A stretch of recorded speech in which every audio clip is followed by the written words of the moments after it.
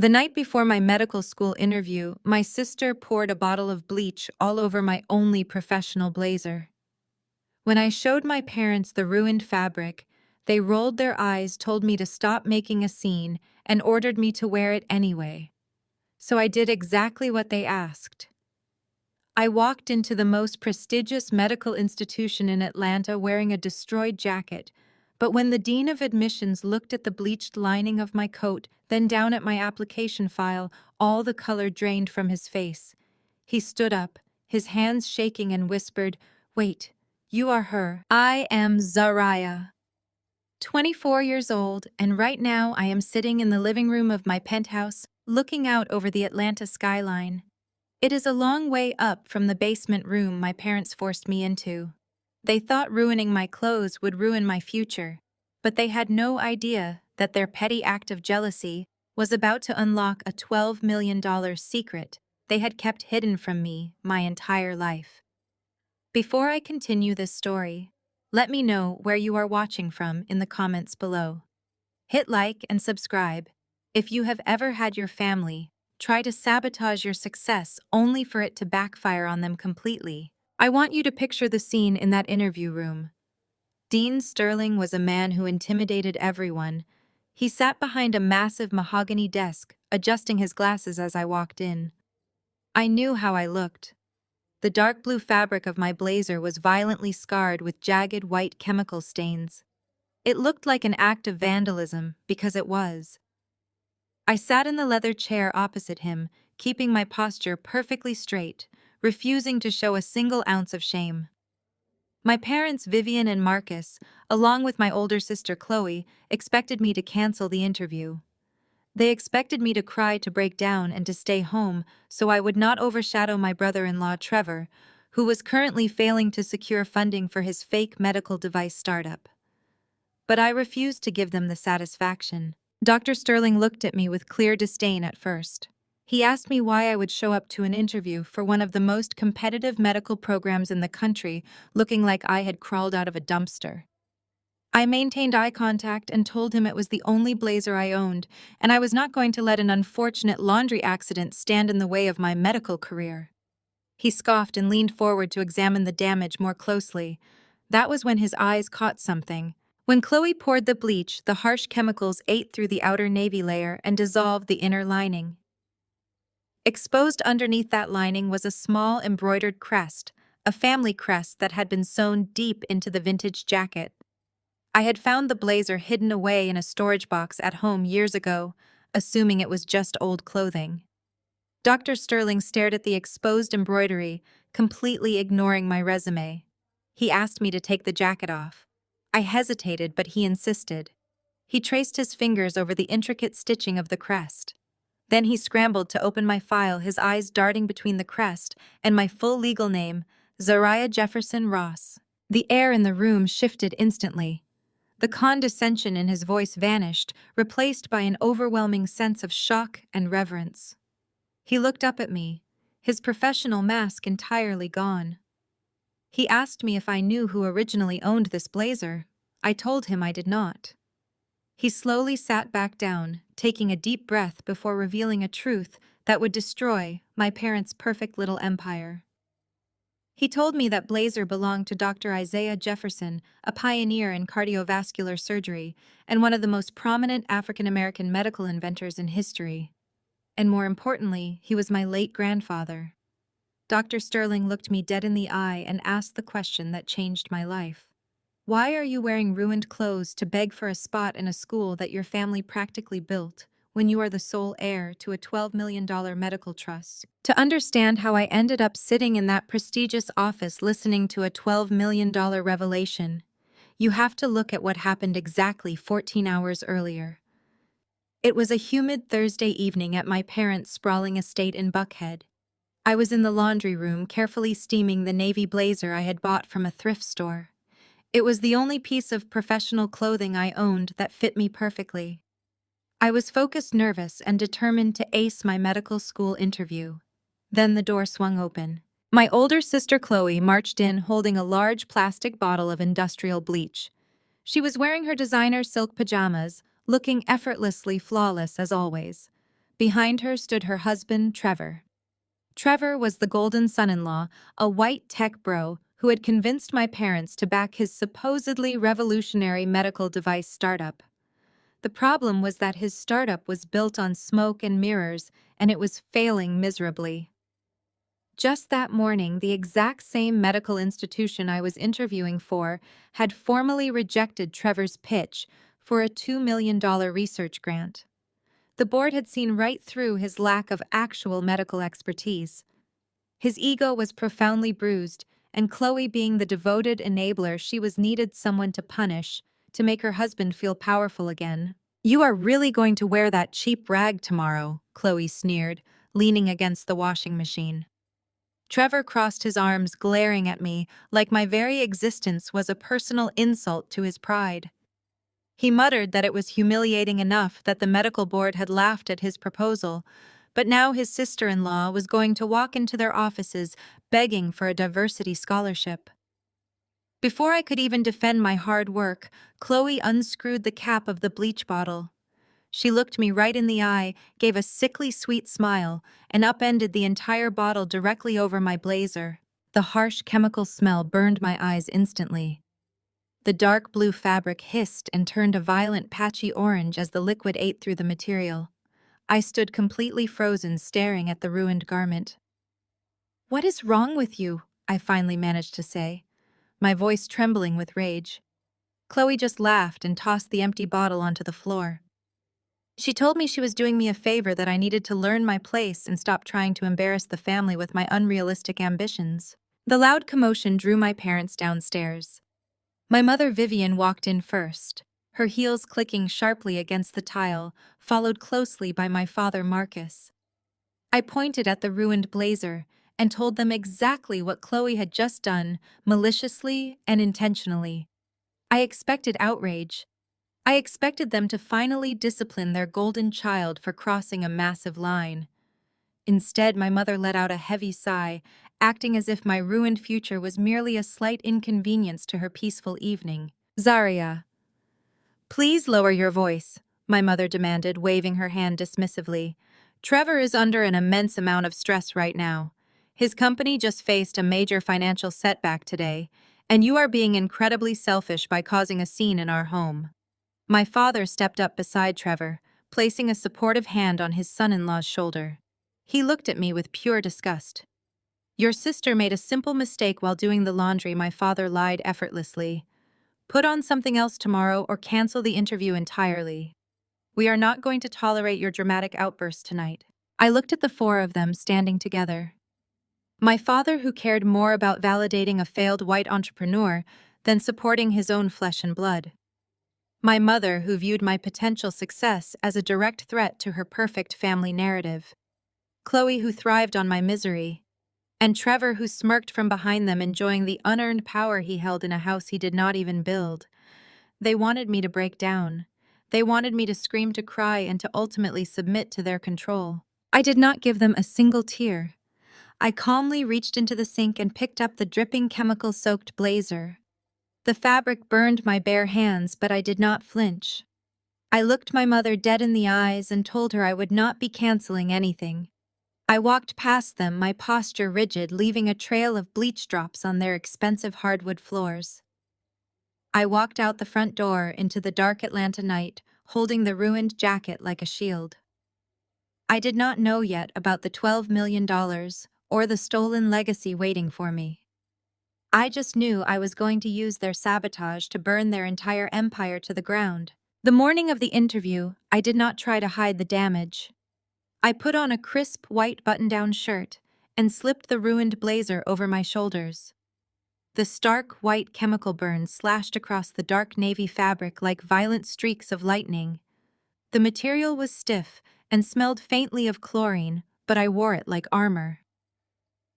I walked into the soaring glass atrium of the Atlanta Medical Institute with my head held high. The waiting room was filled with applicants who looked exactly like you would expect. They were children of wealthy doctors, dressed in flawless tailored suits, whispering to each other about their legacy admissions and summer vacations in Europe. When I walked in, the entire room went dead silent. A few candidates openly smirked. The receptionist actually picked up her phone, likely to call security, before I firmly stated my name and my appointment time. When the heavy oak doors of the boardroom finally opened for me, I stepped into a massive space designed to intimidate. Three distinguished medical professionals sat behind a long, polished table. In the center was Dean Sterling, a man whose reputation for breaking applicants was legendary. To his left was Dr. Kensington, the chief of surgery, a woman known for her merciless standards. To his right sat Dr. Allister, the head of the research department. I walked across the room, the sound of my heels echoing off the marble floor. If there had been a camera capturing this moment, it would have been placed low on the ground, angling up at me to capture the sheer, unbreakable confidence radiating from my posture. Dr. Kensington did not even bother to look at my file. She dropped her pen onto the table with a sharp clatter and stared at my jacket. Her face contorted into a mask of pure disgust. She asked me if this was some sort of tasteless prank or if I simply lacked the fundamental respect required to enter the medical profession. Dr. Allister chimed in, adjusting his tie and stating that if an applicant could not be bothered to maintain basic professional hygiene, they had absolutely no business dealing with human lives. They expected me to shrink. They expected me to stammer out an apology, to cry about my family situation, or to beg for their mercy. Instead, I stood perfectly still. I did not apologize. I looked Dr. Kensington directly in the eyes and told her that my attire was the result of unforeseen circumstances, but my intellect was completely intact. I stated that I was here to be evaluated on my capacity to save lives, not my ability to purchase a new suit on short notice. I calmly pulled out the chair and sat down, crossing my legs, waiting for them to proceed. Dr. Kensington let out a harsh, condescending laugh. She leaned forward, resting her elbows on the table. She told me that if I was so incredibly confident in my intellect, they would skip the standard behavioral questions. There would be no asking about my greatest weaknesses or my volunteer work. She decided to throw me straight into a clinical trial by fire, determined to humiliate me and expose me as a fraud so they could throw me out of the building. She gave me a rapid-fire scenario. A 28-year-old trauma patient arrives in the emergency department with a penetrating chest wound. He is hypotensive, his neck veins are distended, and his heart sounds are muffled. His Glasgow coma scale is dropping rapidly. You are the only person in the trauma bay. Walk me through your exact physiological diagnosis and your immediate surgical intervention step by step. It was a classic presentation of Beck's triad indicating cardiac tamponade, but she wanted the surgical steps, something a pre-medical student was never expected to know. I did not even blink. I told her the patient was suffering from acute cardiac tamponade due to pericardial effusion compressing the heart chambers. I calmly explained that I would bypass a pericardiocentesis because of the penetrating trauma and proceed immediately to an emergency resuscitative thoracotomy. I detailed the exact placement of the scalpel for a left anterolateral incision in the fifth intercostal space. I described slicing through the subcutaneous tissue and the intercostal muscles, carefully avoiding the internal mammary artery. I explained how I would insert the rib spreader inside the pericardium, longitudinally to avoid the phrenic nerve, evacuate the blood clots to relieve the cardiac pressure, and then locate the myocardial laceration to control the bleeding with digital pressure or a temporary Foley catheter balloon before suturing. The room went completely silent. Dr. Kensington's condescending smile vanished. Dr. Allister looked at her, then back at me, his skepticism turning into defensive irritation. He immediately threw a second scenario at me, hoping to catch me off guard. He asked me to explain the exact pharmacokinetic mechanism of a rare adverse reaction to a specific class of anesthesia and how to reverse it on a genetic level. I leaned forward slightly, resting my hands on my lap, and dismantled his question with surgical precision. I detailed the mutation in the ryanodine receptor gene that causes malignant hyperthermia. I explained how the volatile anesthetic triggers a massive uncontrolled release of calcium from the sarcoplasmic reticulum inside the muscle cells, leading to a hypercatabolic state. I broke down the exact dosage and administration of dantrolene, explaining how it acts directly as a ryanodine receptor antagonist to halt the calcium release, and I seamlessly referenced a peer-reviewed clinical trial published just 2 months prior regarding new protocols for managing the subsequent metabolic acidosis. I did not just answer their questions. I dominated their entire boardroom. I used my medical knowledge like a weapon slashing through their elitism and their snap judgments. I made it abundantly clear that while they were sitting in their comfortable mansions playing politics, I had spent the last 4 years studying with a desperate burning hunger to succeed. The dynamic in the room inverted completely. I was no longer the poor ragged applicant begging for a chance. I was an undeniable force of nature towering over their expectations. Dr. Kensington sat back in her chair, visibly stunned, unable to formulate another attack.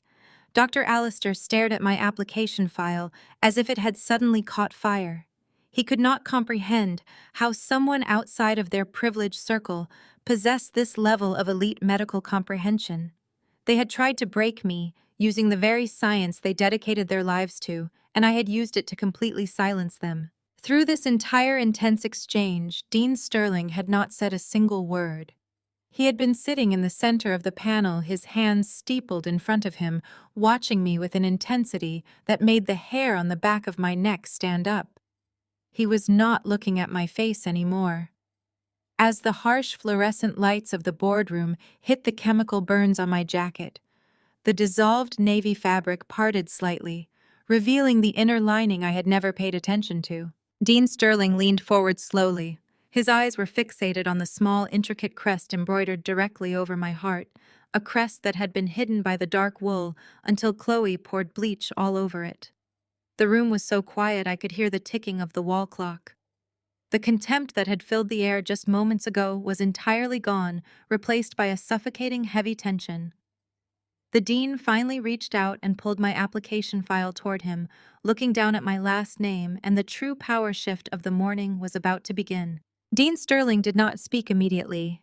The silence in the boardroom stretched out heavy and thick as he kept his eyes locked on my chest. I thought he was going to reprimand me for the bleach stains to finally deliver the rejection my parents and my sister Chloe had so desperately wanted. Instead, his hands began to tremble. He slowly removed his glasses, placing them carefully on the polished mahogany desk, and leaned forward until he was mere inches from his microphone.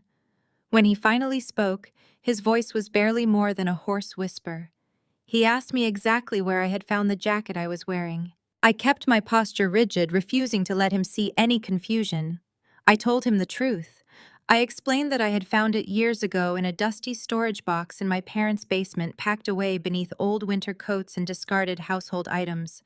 I told him I wore it because it was the only piece of professional clothing I had, and because the quality of the wool was unmistakable, even if the origins were unknown to me. Dr. Kensington rolled her eyes, clearly annoyed by the detour. She started to say that the origins of my thrifted wardrobe were irrelevant to my admission status, but Dean Sterling raised his hand and silenced her instantly. He did not even look in her direction. He stood up from his chair, a man who usually commanded rooms without moving a muscle, and slowly walked around the massive table to stand directly in front of me. He asked me to stand. I complied, meeting his gaze directly.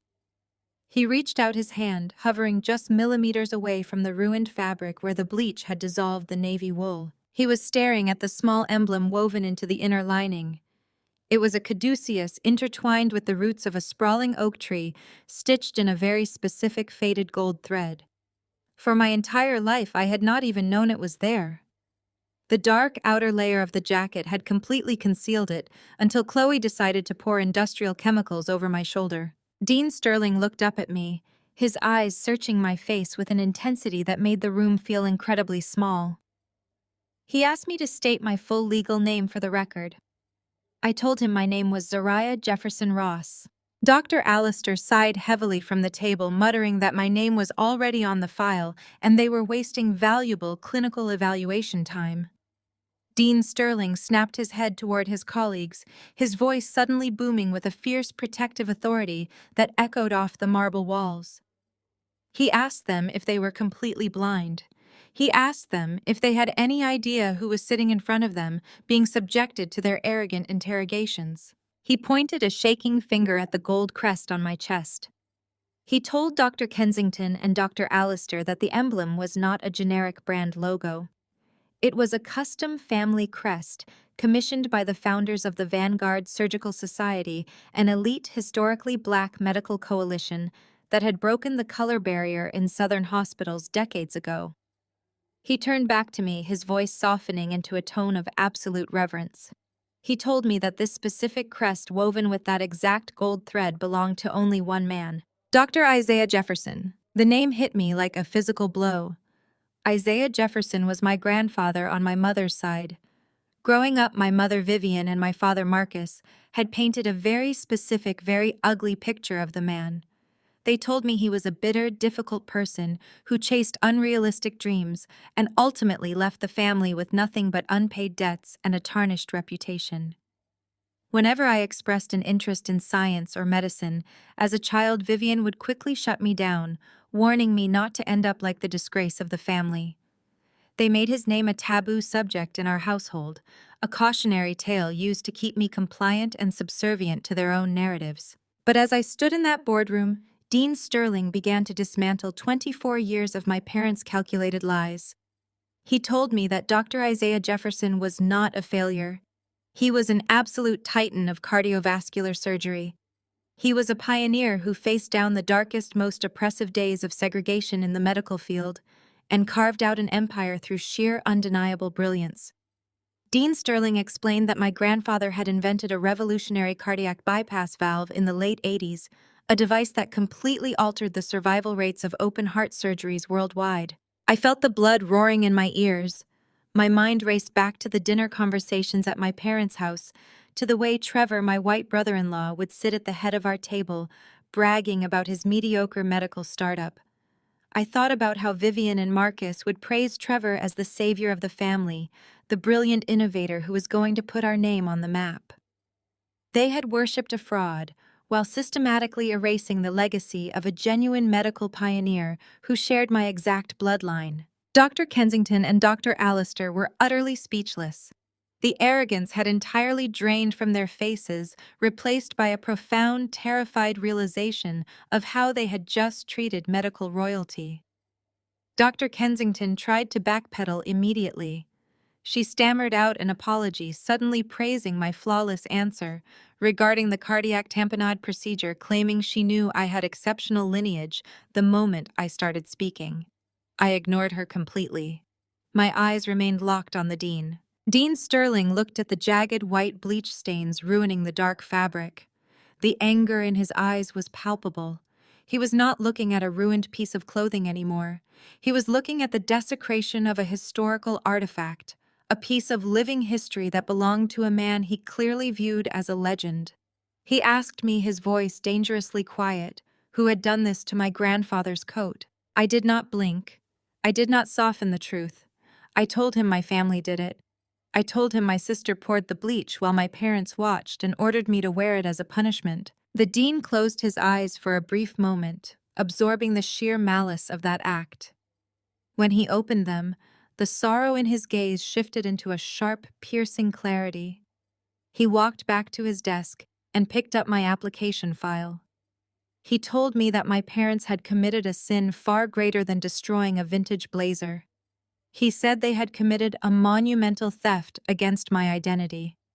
And as he flipped to the final page of my file, Dean Sterling prepared to reveal a truth that would explain exactly why my family was so desperate to keep me feeling small, poor, and utterly powerless. Dean Sterling closed my application file and folded his hands on the polished mahogany desk. The heavy silence in the boardroom was no longer filled with contempt, but with a suffocating weight of impending truth. He looked at me with an expression that bordered on deep, profound grief. He asked me if I had ever heard of the Jefferson Medical Trust. I shook my head, my voice completely steady as I told him I had never heard those words in my entire life. Dr. Kensington shifted uncomfortably in her leather chair, her arrogant demeanor entirely shattered. Dr. Allister stared at the table, refusing to make eye contact with anyone. The dean took a slow, measured breath. He told me that my grandfather, Dr. Isaiah Jefferson, was a brilliant man, but his genius extended far beyond the operating room. He was a man who understood human nature perfectly, especially the nature of his own daughter, my mother, Vivian. Dean Sterling explained that Isaiah knew Vivian was consumed by status, superficial wealth, and an insatiable greed that blinded her to anything of real value. Because of this, my grandfather explicitly wrote Vivian out of his primary will. He did not leave her a vast fortune. He did not leave her the rights to his life's work. Instead, he established an ironclad, irrevocable trust designed to bypass her completely. Dean Sterling looked me dead in the eyes and revealed the magnitude of what had been kept from me. He stated that the trust contained exactly $12 million in protected assets. But the cash was merely a fraction of the true legacy.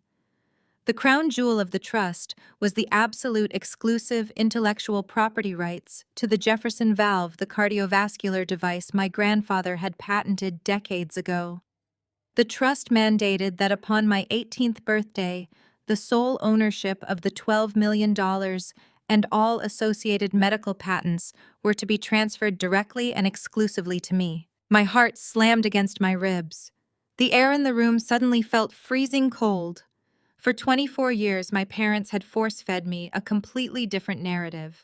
They had looked me in the face every single day and told me that my grandfather died a disgraced failure. They claimed he left them with crippling, insurmountable debts that they had to pay off. They used that lie to justify why I had to wear hand-me-down clothes, why I was not allowed to attend private school like Chloe, and why my mere existence was a massive financial burden on their household. They made me feel like a parasite draining their resources. As the dean's words echoed in my mind, a specific horrifying memory locked into place. I remembered the morning of my 18th birthday. There was no cake. There were no balloons. There was no celebration. Instead, Vivian and Marcus had called me into the kitchen before the sun was even up. They placed a massive stack of dense, complicated legal documents on the granite island. My mother had sighed heavily, rubbing her temples, and told me that because I was now an adult, I had to take legal responsibility for the financial strain I was causing the family.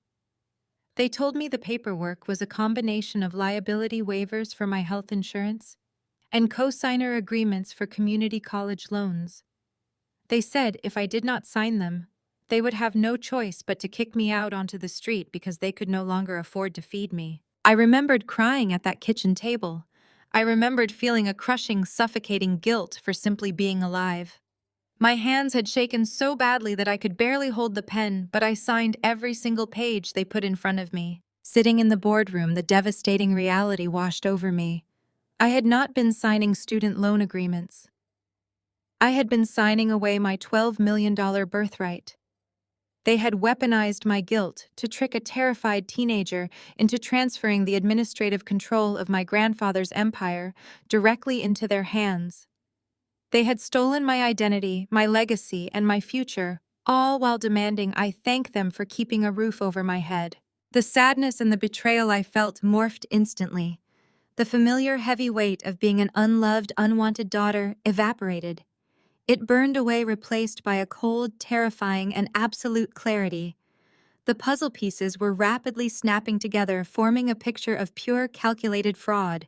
My mind immediately went to Trevor, my arrogant white brother-in-law who constantly belittled me. Trevor was currently pitching a supposedly revolutionary cardiovascular surgical tool to investors across Atlanta. He claimed it was a proprietary design he had developed himself. It all made perfect sense now. Trevor was not a genius inventor. He was a thief.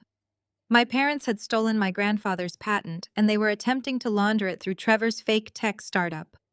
They were using a white face and a Silicon Valley pitch deck to repackage stolen black excellence, hoping to sell my grandfather's life work to a massive medical conglomerate for a fortune that they could not legally claim themselves. They were funding Chloe's luxury cars and their own country club memberships with blood money that belonged entirely to me. Dr. Kensington cleared her throat, breaking the heavy silence. She offered a trembling, pathetic apology. She told me the admissions board would be honored to grant me immediate entry into the medical program fully funded. She was desperately trying to backtrack, terrified of the sheer power I now represented. I looked at her, my face completely devoid of emotion. I did not thank her. I turned my attention back to Dean Sterling. I told him that I appreciated the offer, but I would have to defer my enrollment for the upcoming semester. I stated that I had a highly complex surgical procedure to perform first, and it required my undivided attention. It involved excising a massive malignant tumor from my own family tree. Dean Sterling did not ask me to explain. He saw the cold, calculated fire in my eyes and understood exactly what was about to happen. He reached into his desk drawer and pulled out a thick, embossed business card. He slid it across the mahogany table toward me. He told me the man on that card was the most ruthless, brilliant trust and estate litigator in the state of Georgia. He told me this lawyer did not just win cases, he dismantled empires and salted the earth where they stood. I picked up the card and slipped it into the pocket of my bleached, ruined blazer. The jacket that was supposed to be my ultimate humiliation had just become the key to my absolute liberation. I stood up from the chair, towering over the 3 medical professionals who had tried to break me just 20 minutes earlier. I thanked the dean for his time and walked out of the boardroom. I did not walk out as the pathetic, unwanted scapegoat of the Jefferson Ross family. I walked out as the sole owner of a $12 million empire, and I was going to use every single cent of it to destroy the people who had stolen my life. I did not go back to my parents' house that night. I could not bear to look at them, to pretend I was still the broken, compliant daughter they expected. I checked into a hotel downtown, using the last of my savings, and I called the number on the business card Dean Sterling had given me. The man who answered the phone was Jonathan Vance, a litigator who specialized in trust and estate fraud. He agreed to meet with me the very next morning. I walked into his office overlooking the Atlanta skyline, still wearing the bleached blazer. I told him everything. I told him about the lie my parents had constructed regarding my grandfather's debt, the paperwork they forced me to sign on my 18th birthday, and the $12 million trust Dean Sterling had revealed. Mr. Vance did not waste time with sympathy. He operated with a cold, terrifying efficiency that immediately put me at ease. He told me that if my parents had indeed hijacked an irrevocable trust using coerced signatures, we were not just looking at a civil dispute. We were looking at massive systemic financial fraud.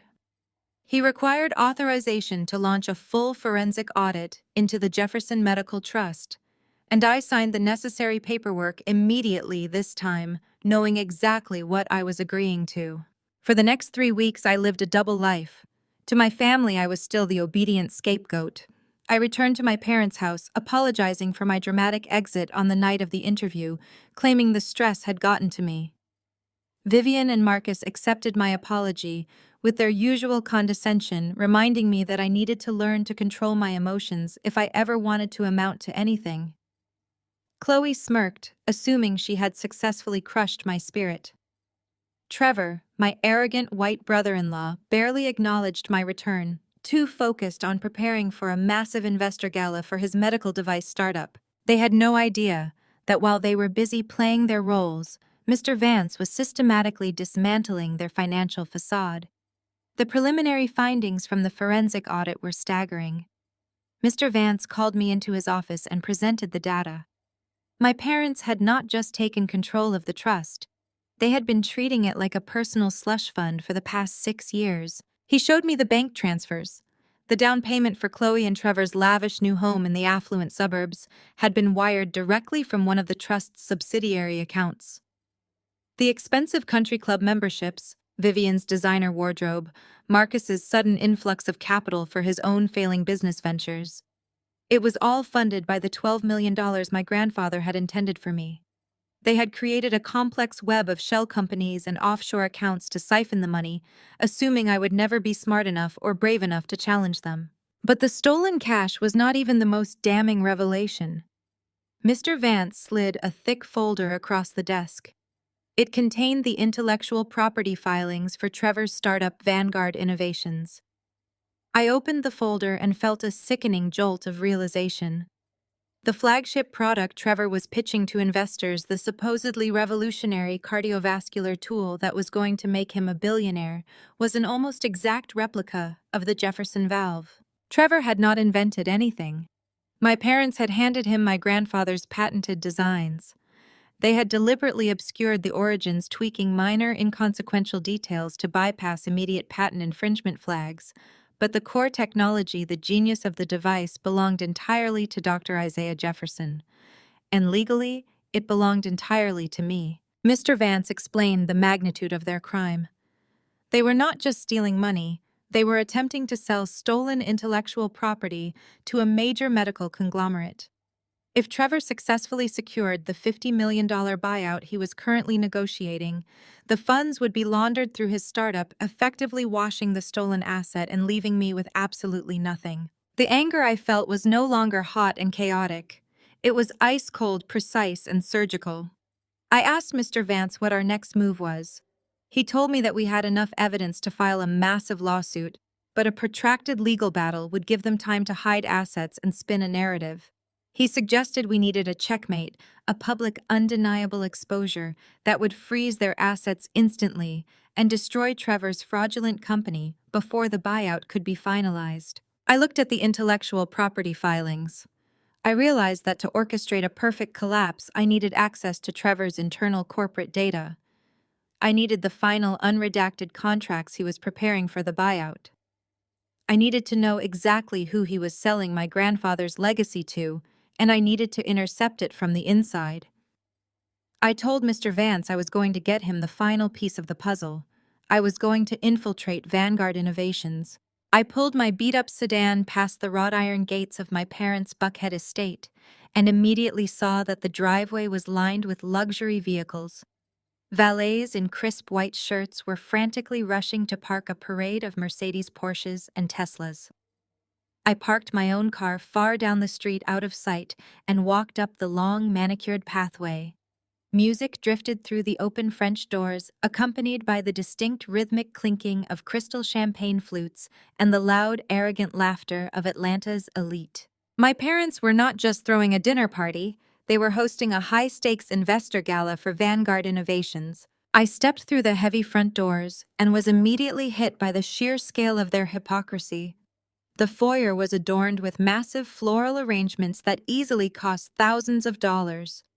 Waitstaff in black vests glided through the crowd carrying silver trays of caviar and truffle hors d'oeuvres.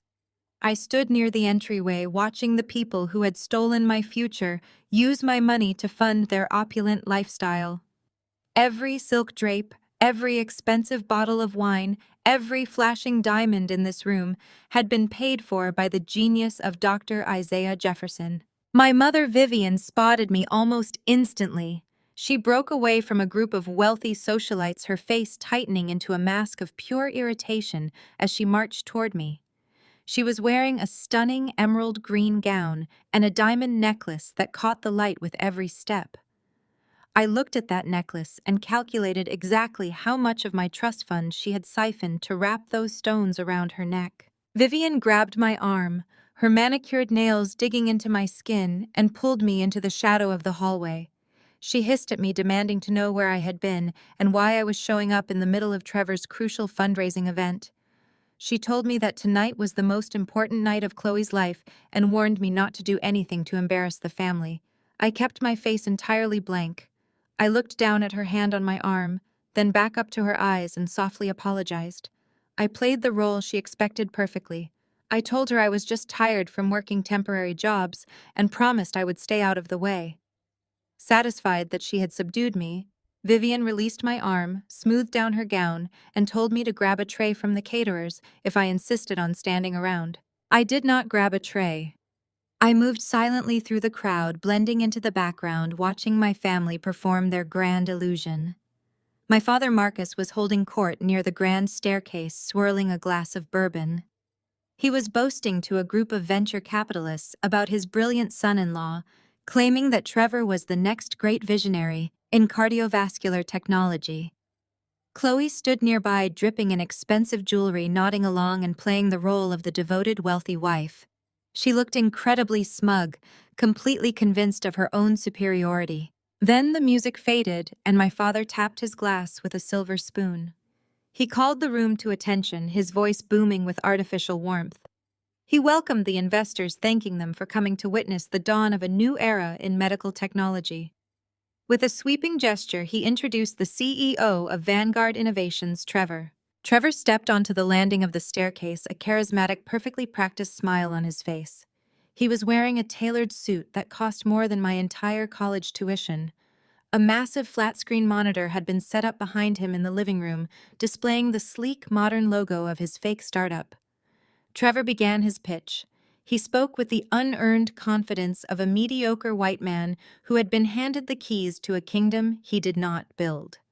He talked about the crisis in open-heart surgery, the complications of valve replacement, and the desperate need for a safer, more efficient surgical tool. He used all the right buzzwords, captivating the room with promises of massive profit margins and global market dominance. Then, he clicked a button on his remote, and a highly detailed rotating 3D rendering of a medical device appeared on the screen behind him. My blood turned to absolute ice. Trevor proudly announced that this was the Vanguard core valve, a proprietary mechanism he claimed to have spent the last 5 years developing in secret. He described its unique expanding mesh framework and its specialized deployment catheter. He detailed the exact anatomical benefits of the design, claiming it would reduce surgical mortality rates by 20%. The investors in the room murmured in awe, completely sold on the illusion. I stood in the back of the room, my hands clenched so tightly into fists that my fingernails dug into my palms. I was not looking at the Vanguard core valve. I was looking at a stolen blueprint. I recognized every curve, every specific mechanical hinge, every brilliant engineering choice. It was the exact device Dean Sterling had described to me. It was the Jefferson valve. The audacity of the theft was breathtaking. Trevor had not invented a single component of that machine. He had taken my grandfather's lifework, slapped a slick new corporate logo on it, and was currently using it to solicit $50 million from private equity firms. He was standing in my parents' house, drinking champagne bought with my money, trying to auction off my legacy to the highest bidder. Trevor concluded his presentation to a round of enthusiastic applause. Investors immediately swarmed him, eager to write checks and secure their stake in the company. I watched Chloe walk up to him and plant a celebratory kiss on his cheek. They looked like the perfect, unstoppable power couple. They thought they had won. They thought they had successfully buried my grandfather's name and completely erased me from the equation. I knew right then that I could not just sue them. A quiet legal settlement would never be enough.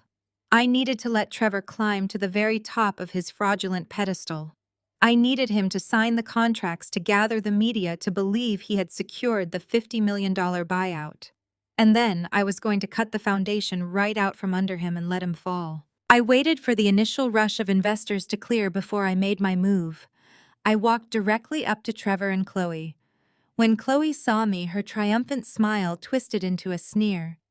She asked me if I enjoyed the presentation loudly, wondering if I even understood half the medical terms Trevor had used. Trevor chuckled, swirling his drink, looking at me with pure, unadulterated pity. He told me it was a shame I had dropped out of college, noting that if I had applied myself, maybe I could have worked as a receptionist at his new corporate headquarters. I swallowed every ounce of my pride. I looked down at the floor, forcing my shoulders to slump, playing the part of the defeated, desperate sister. I told Trevor that his presentation was incredible. I let my voice waver slightly, telling him that I was struggling to pay my rent and that I was drowning in bills since my parents had cut me off. I looked up at him with wide, pleading eyes, and I begged him for a job. I told him I did not care what the position was. I told him I would fetch coffee, file paperwork, or clean the office. I begged him to let me be his unpaid intern just so I could put something respectable on my resume. Chloe burst out laughing. She looked at Trevor, clearly delighted by my public humiliation. She told him he should hire me just so I could finally learn what real hard work looked like. Trevor looked me up and down, his ego swelling to massive proportions. The idea of having his brilliant failed sister-in-law scrubbing his floors and bringing him coffee was simply too tempting for him to pass up. It fueled his superiority complex perfectly. Trevor gave me a condescending smile, patted me aggressively on the shoulder, and told me to report to the Vanguard Innovations office on Monday morning at 6 a.m. sharp. He told me not to be late, or he would fire me on my first day. I thanked him profusely, bowing my head and acting as if he had just saved my life. I turned and walked away from them, keeping my head down until I was safely out the front door and walking down the dark, quiet street toward my car. When I finally reached my vehicle, the pathetic, subservient mask dropped instantly. I unlocked the door, slid into the driver's seat, and let out a cold, sharp laugh. Trevor thought he had just hired a desperate maid to stroke his ego. He had no idea he had just handed the rightful owner of his entire company the keys to the front door. I had my way in. I was going to infiltrate Vanguard Innovations, rip their stolen data straight from their servers, and prepare the trap that would send them all to prison. Monday morning hit Atlanta with a humid, suffocating heat, but my mind was completely ice cold. I arrived at the Vanguard Innovations headquarters at exactly 5:45. The building was a towering structure of glass and steel, located right in the heart of Midtown. As I stood on the sidewalk looking up at the massive corporate logo bolted to the exterior, my stomach turned. Every single pane of glass, every polished steel beam, and every expensive leather chair inside that building was bought and paid for by the genius of Dr. Isaiah Jefferson. I badged in with the temporary pass the night security guard handed me and stepped onto the top floor. The executive suite was an obscene display of stolen wealth. There were imported Italian espresso machines, modern abstract art pieces hanging on the walls, and a panoramic view of the city skyline. I found a small cleaning closet near the break room, grabbed a rag, and waited for the king of thieves to arrive. Trevor did not show up at 6 in the morning. He strolled through the double glass doors just after 9:30, holding a green smoothie and loudly barking orders into his headset. When he saw me standing near the reception desk, he actually stopped and laughed out loud. He told the person on the phone he would call them back because his new personal maid had arrived early. I forced my shoulders to round forward and kept my eyes glued to the floor. I followed him into his massive corner office, which was decorated with framed articles praising him as a medical visionary. Before he could hand me a list of degrading chores, I pulled a crumpled piece of paper from my pocket and placed it gently on his mahogany desk. I told him it had arrived in the mail on Saturday. It was a formal rejection letter from the Atlanta Medical Institute. I had spent 2 hours on Sunday forging it on heavy cardstock, perfectly replicating the Dean of Admission's signature. I made sure the letter was ruthlessly worded, stating that my clinical knowledge was severely lacking and my professional presentation was entirely unacceptable. Trevor picked up the letter and read it silently. A slow, deeply satisfied grin spread across his face. He leaned back in his expensive ergonomic chair, thoroughly enjoying the physical proof of my supposed failure. I kept my voice low and unsteady, playing the role of a completely shattered woman. I asked him if we could make my unpaid internship official. I told him I desperately needed the Vanguard Innovations name on my resume if I ever hoped to get a low-level administrative job at a local clinic. I begged him to let me stay, promising I would do absolutely anything he required without asking for a single dime. Trevor looked at me like I was an insect he had just crushed under his expensive loafers. He pulled a standard non-disclosure agreement and an unpaid intern contract from his drawer, sliding them toward me with a smug look. He told me that my primary responsibilities would involve scrubbing the employee restrooms, fetching his personal dry cleaning, and organizing the supply closets. He made it very clear that I was not to speak to the actual engineers or the executive staff because my presence was an embarrassment to his corporate brand. I signed the paperwork immediately, offering him a pathetic whisper of gratitude. The daily humiliation began right then and there. Trevor made it his personal mission to degrade me in front of as many people as possible. When he hosted morning briefings with his top developers, he would intentionally spill his coffee on the boardroom table just so he could summon me to wipe it up while they watched. He would loudly critique my cheap retail clothing, telling his staff that charity was a burden, but he felt obligated to help his wife's destitute sister. I scrubbed baseboards until my knuckles bled. I emptied trash cans filled with discarded blueprints that contained my grandfather's stolen mechanics. I fetched lunch orders for men who were actively conspiring to sell my birthright. And through every single degrading task, I smiled. I kept my head down, I said yes, sir, and I became completely invisible to them. That invisibility was my greatest weapon. Because they viewed me as a worthless, uneducated dropout, they did not bother to hide anything from me. When I was on my hands and knees, wiping down the glass walls of the server room, I was actually memorizing the security layout and the keypad access codes. When I was organizing the files in Trevor's private office, I was noting the exact physical location of his secure hard drives and reading the confidential legal memos regarding the $50 million buyout. They treated me like a piece of furniture, completely unaware that I was a Trojan horse, gathering enough highly classified data to send every single one of them to federal prison. By Wednesday afternoon, the psychological warfare escalated. I was in the main bullpen, carrying a heavy tray of iced coffees for the engineering team when the elevator doors chimed. Chloe stepped out into the office carrying several massive designer shopping bags. She was wearing a stunning white linen suit, looking like she had just stepped off a runway. She spotted me immediately. The entire office seemed to pause as the CEO's glamorous wife walked directly toward the unpaid intern carrying the drinks. Chloe stopped right in front of me, blocking my path. She looked me up and down, her eyes full of pure malice. She loudly announced to the entire room that she was surprised I was not wearing my signature navy blazer to work today. Several engineers snickered in their cubicles. Chloe stepped closer, her voice dripping with venom. She told me it was a real tragedy what happened to that cheap little jacket the night before my interview. She asked me if the medical board had thrown me out the moment they smelled the bleach, or if they had actually bothered to read my pathetic application before rejecting me. The rage inside my chest flared so hot it felt like a physical burn. I wanted to drop the heavy tray of coffees right onto her pristine white shoes. I wanted to grab her by the throat and tell her that her entire life of luxury was funded by the genius of the black grandfather she constantly mocked. I wanted to scream that I was the rightful owner of this entire building and that she was nothing but a parasite wearing stolen diamonds. But I did not react. I forced the muscles in my face to relax. I swallowed the burning pride in my throat, and I gave my sister a soft, broken smile. I looked her in the eyes and thanked her. I told her that ruining my jacket was exactly the reality check I needed.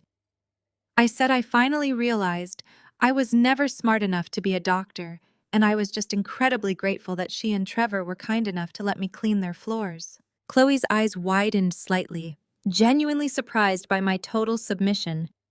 Then she threw her head back and laughed. It was a loud, sharp sound that echoed across the bullpen. Trevor stepped out of his office, joining his wife, wrapping his arm around her waist, as they both looked down at me. Trevor told the engineering team to take notes, stating that Vanguard Innovations was a place where failed dreams came to die and real visionaries thrived. Chloe patted me condescendingly on the cheek, telling me to be careful not to spill the coffees, because the carpet was expensive. They walked away together, heading into Trevor's private office to celebrate their superiority. I stood in the middle of the room holding the tray, letting the entire staff look at me with pity. I turned and walked toward the break room to distribute the drinks. As soon as I was out of sight, my submissive smile vanished entirely. My hands were perfectly steady. They thought they had broken me. They thought bringing up the bleached blazer was the ultimate victory.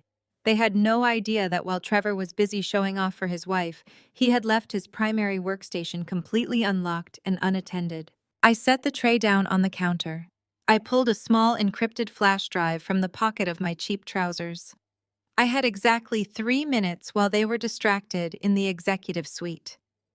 I slipped into the adjacent server room, bypassed the first security gate using the code I had memorized on Tuesday, and plugged the drive directly into the main terminal. I was not just entering the lion's den anymore. I was locking the doors from the inside, and I was about to burn the entire cage to the ground. The data extraction took exactly 2 minutes and 14 seconds. I watched the progress bar on the secure terminal hit 100%. pulled the flash drive from the port and slipped it deep into the pocket of my trousers. I grabbed my cleaning tray and stepped out of the server room just as Trevor and Chloe emerged from the executive suite entirely oblivious to the fact that I had just captured every single encrypted file, financial ledger, and stolen patent blueprint they possessed. The rest of the week became a masterclass in psychological endurance. Having my foot inside Vanguard Innovations was only the first step. To maintain my cover and ensure they did not change their security protocols before I could detonate my legal trap, I had to completely submit to their daily torment. Trevor escalated his behavior with a sickening sense of entitlement. He made it his personal mission to degrade me in front of his entire staff, using me as a prop to inflate his own fragile ego. He would order catered lunches from high-end Atlanta restaurants for the entire engineering department and deliberately exclude me from the head count. When the staff finished eating, he would instruct his administrative assistant to scrape the expensive leftovers directly into the trash rather than let the unpaid intern eat. I watched him throw away untouched sushi and prime steak while maintaining a flat, grateful smile. He wanted me to starve. He wanted me to break down and beg for a scrap of his charity. I did neither. I simply picked up my spray bottle and went back to scrubbing the glass walls of his conference room. He forced me to crawl under the desks of his junior developers to untangle thick knots of computer wires while they were actively coding. The engineers, mostly arrogant young men who worshipped Trevor's toxic corporate culture, would intentionally stretch their legs, kicking their expensive shoes into my shoulders and pretending it was an accident. Trevor would stand at the end of the aisle swirling his coffee loudly, announcing that manual labor builds character for those who lack the intellectual capacity for higher education. I kept my eyes focused on the dust trapped in the carpet fibers. I focused on the cables in my hands. I absolutely refused to let them see the fire raging behind my eyes. Thursday morning brought a different, far more agonizing kind of torture. The silver elevator doors chimed and opened to the executive floor, revealing my parents. Vivian stepped out wearing a tailored pastel Chanel suit, her hair perfectly blown out, carrying a massive ribbon-tied box of artisanal pastries from an exclusive bakery in Buckhead. Marcus walked beside her in a bespoke navy suit, projecting the image of a wealthy, untouchable patriarch. They were not here to check on my well-being. They were here to survey their stolen kingdom. Trevor rushed out of his corner office to greet them, playing the role of the devoted, brilliant son-in-law to absolute perfection. He hugged Vivian enthusiastically and shook Marcus by the hand loudly, welcoming them to the Vanguard Innovations headquarters. The entire office stopped working to watch this display of affluent family unity. I was currently stationed near the heavy commercial copy machine organizing a stack of useless marketing brochures. I kept my head bowed, but I could feel Vivian's sharp eyes scanning the bullpen until they locked directly onto me. Trevor intentionally called out my name, projecting his voice so every single employee on the floor could hear him. He snapped his fingers sharply, gesturing for me to approach the reception area. I put down the brochures, smoothed out my cheap wrinkled slacks, and walked toward them. I kept my shoulders slumped and my gaze fixed on the floorboards, playing the role of the disgraced broken daughter with absolute precision. Vivian looked me up and down, an expression of profound pity mixed with intense, undeniable satisfaction washing over her features. She handed the heavy box of expensive pastries to Trevor's assistant with a grand, sweeping gesture. She loudly announced that she brought treats for the brilliant minds working at Vanguard, thanking the staff for their tireless dedication to her son-in-law's incredible vision. She did not offer me a single crumb. Instead, she looked at the dust marking the knees of my pants and let out a long, theatrical sigh. She told me that it was truly a blessing from God that Trevor possessed such a generous heart. She stated that any other CEO would have called building security the moment a pathetic college dropout wandered into their lobby begging for a handout. Marcus chimed in, his voice dripping with heavy condescension. He told Trevor that the entire family owed him a massive debt of gratitude. He claimed that he and Vivian had tried absolutely everything to instill a sense of ambition and pride in me, but some people are just genetically destined for the bottom of the corporate ladder. He said it was a profound relief to see me finally doing something useful with my life, even if it was just emptying other people's trash cans. Trevor ate up their praise like a starving animal. He puffed out his chest, placing a heavy, patronizing hand on Marcus's shoulder. He told my father that it was his moral duty to provide charity to the less fortunate. He looked right at me and smirked, telling my parents that he actually found my presence highly motivating for his real staff. He claimed that whenever his engineers felt tired or overwhelmed by their complex workloads, they just looked at me scrubbing the baseboards and realized how incredibly lucky they were to have a formal education. Several people in the bullpen laughed out loud. My own mother joined in a sharp, crystalline laugh that echoed off the glass walls. She reached out and patted my cheek, her manicured nails pressing sharply against my skin. She told me to work hard and listen to Trevor, noting that if I showed enough blind dedication, maybe one day he would trust me enough to operate the coffee machine unsupervised. The urge to shatter her illusion right then and there was almost intoxicating. The $12 million trust fund was sitting in a secure account under my legal control. The stolen patent blueprints were currently locked on the encrypted flash drive, burning a hole in my pocket. I had the power to destroy their entire reality with a single sentence. I could look my father in the eye and tell him I knew exactly whose money funded his country club membership. I could tell my mother that her Chanel suit was bought with the blood and genius of the black father she despised, but I bit my tongue until I tasted copper. I gave Vivian a weak, subservient nod. I thanked her for her advice. I looked at Marcus and thanked him for raising me with such strong family values. I turned to Trevor and loudly, so the entire office could hear, expressed my profound gratitude for his limitless charity. I told them I would not let them down. Marcus looked visibly repulsed by my submission. He turned his back on me completely and asked Trevor about the preparations for the upcoming investor gala on Saturday night. Trevor immediately pivoted back into his arrogant business mode, leading my parents toward his glass-enclosed office to show them the new 3D printed prototype of the cardiovascular valve. Trevor snapped his fingers at me one last time, ordering me to bring a tray of fresh coffees into the office for his VIP guests. I went to the break room, prepared the tray, and carried it into the lion's den. I set the coffees down on the mahogany desk, just as Trevor was handing the prototype to Marcus. My father held the intricate mesh device up to the light, marveling at the engineering. He praised Trevor for his sheer genius, claiming the design was flawless. Trevor smiled modestly, claiming the structural geometry had come to him during a late-night brainstorming session. I looked directly at the physical manifestation of my grandfather's stolen legacy.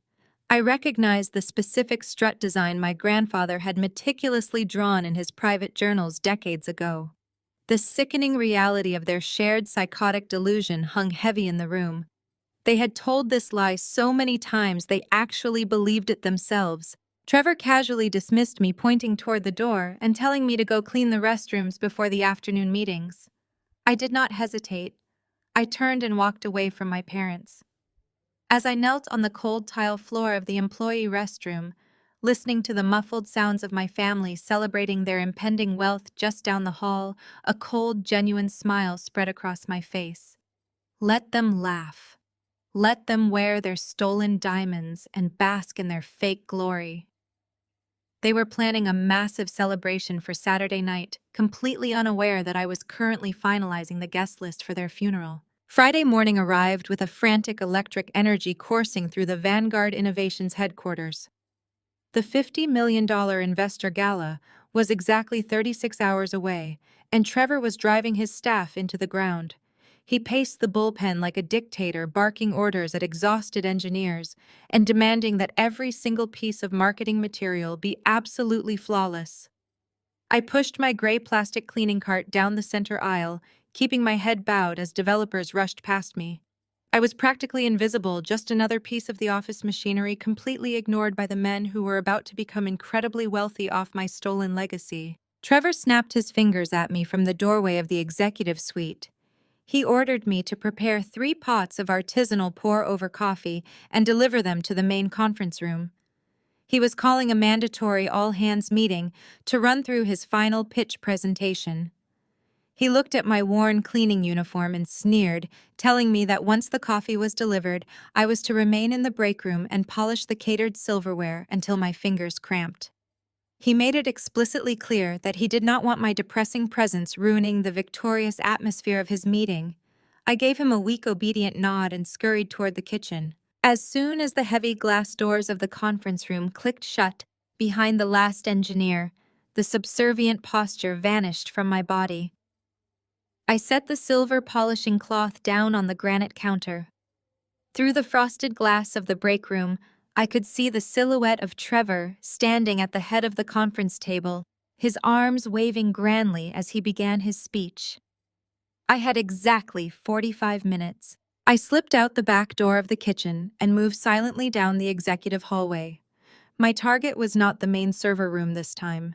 The preliminary data I had extracted earlier in the week gave me the network architecture, but the finalized legally binding buyout contracts and the unredacted financial ledgers were kept on an isolated air-gapped terminal inside Trevor's private office. He was arrogant, but he was not entirely stupid.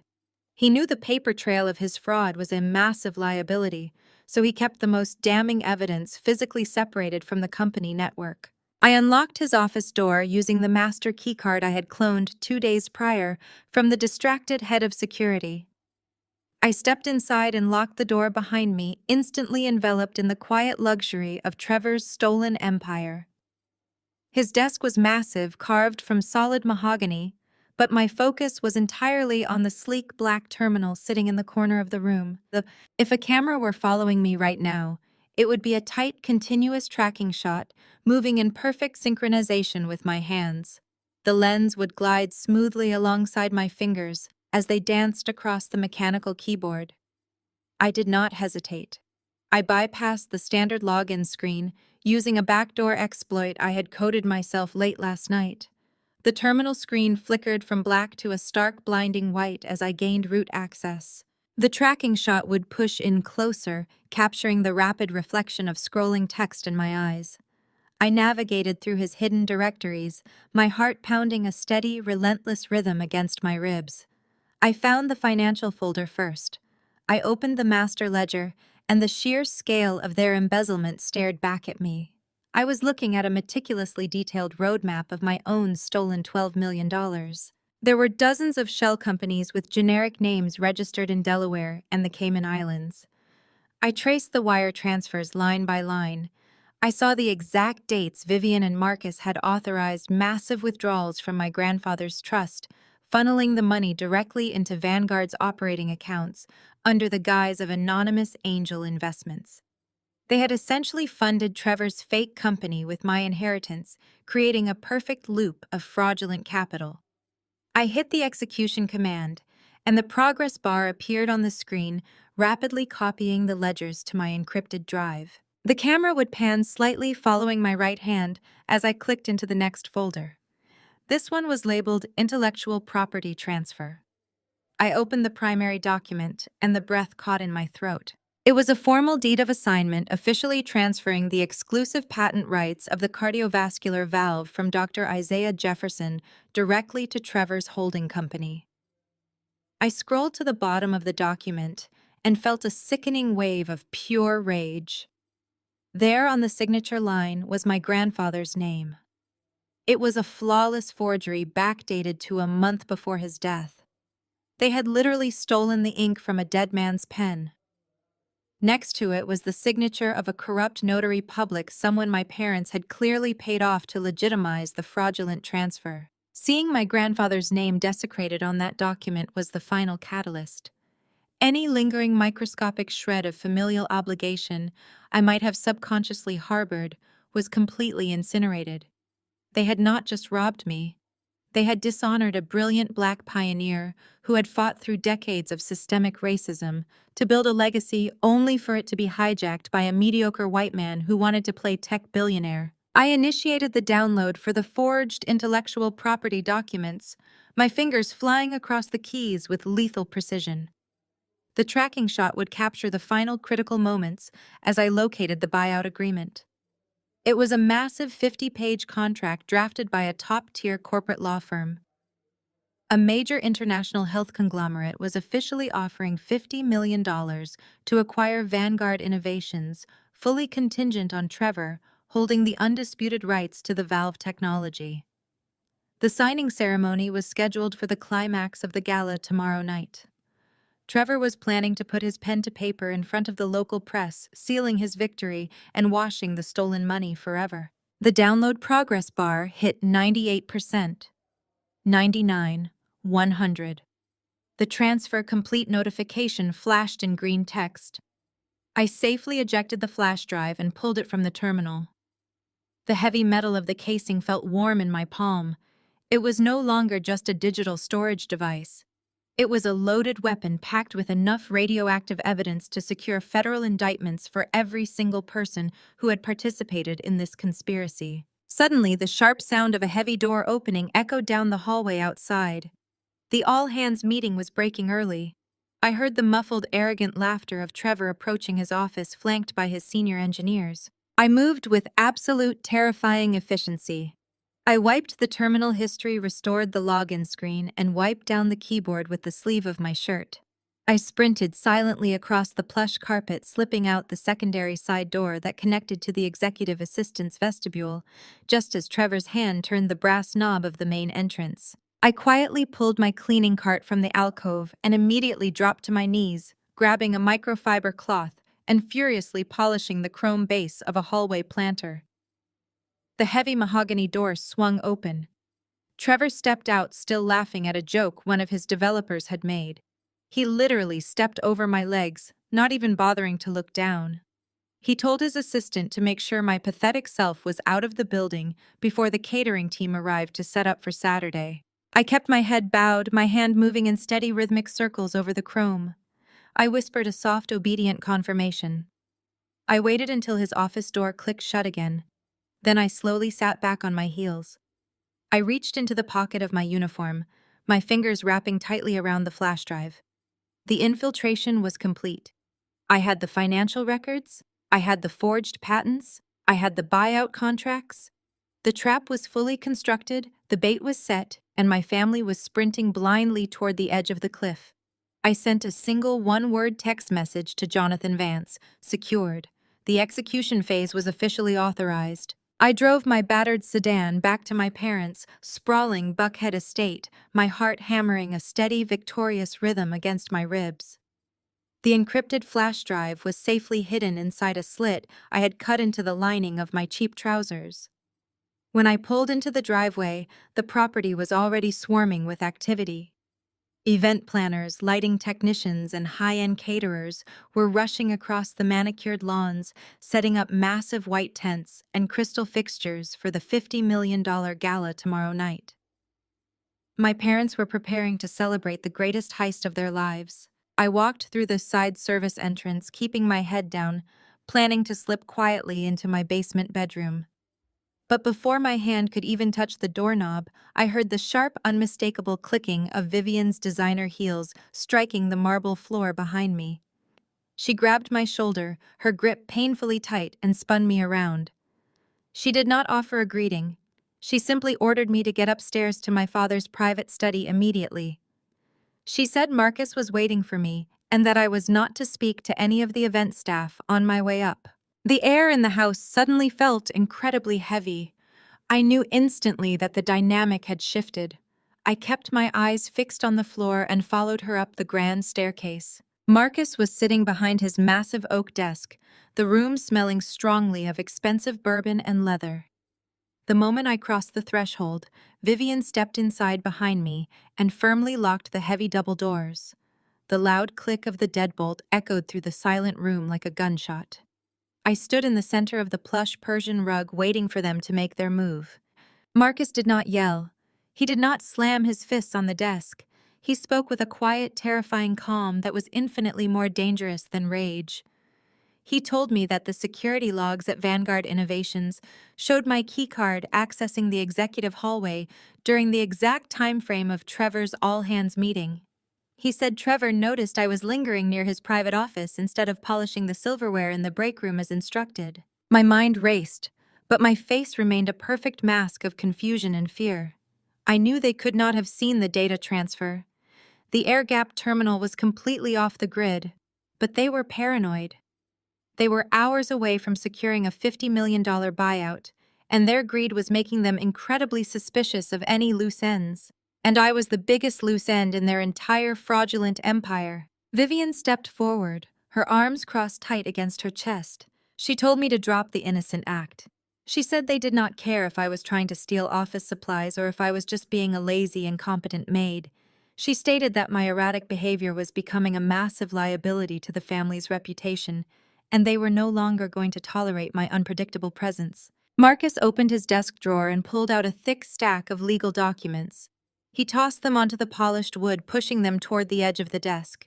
He told me it was a comprehensive durable power of attorney and a complete psychiatric proxy. I looked down at the documents, feeling a chilling wave of realization wash over me. I knew exactly what those papers were. They were not just asking for control. They were demanding absolute total conservatorship over my entire existence.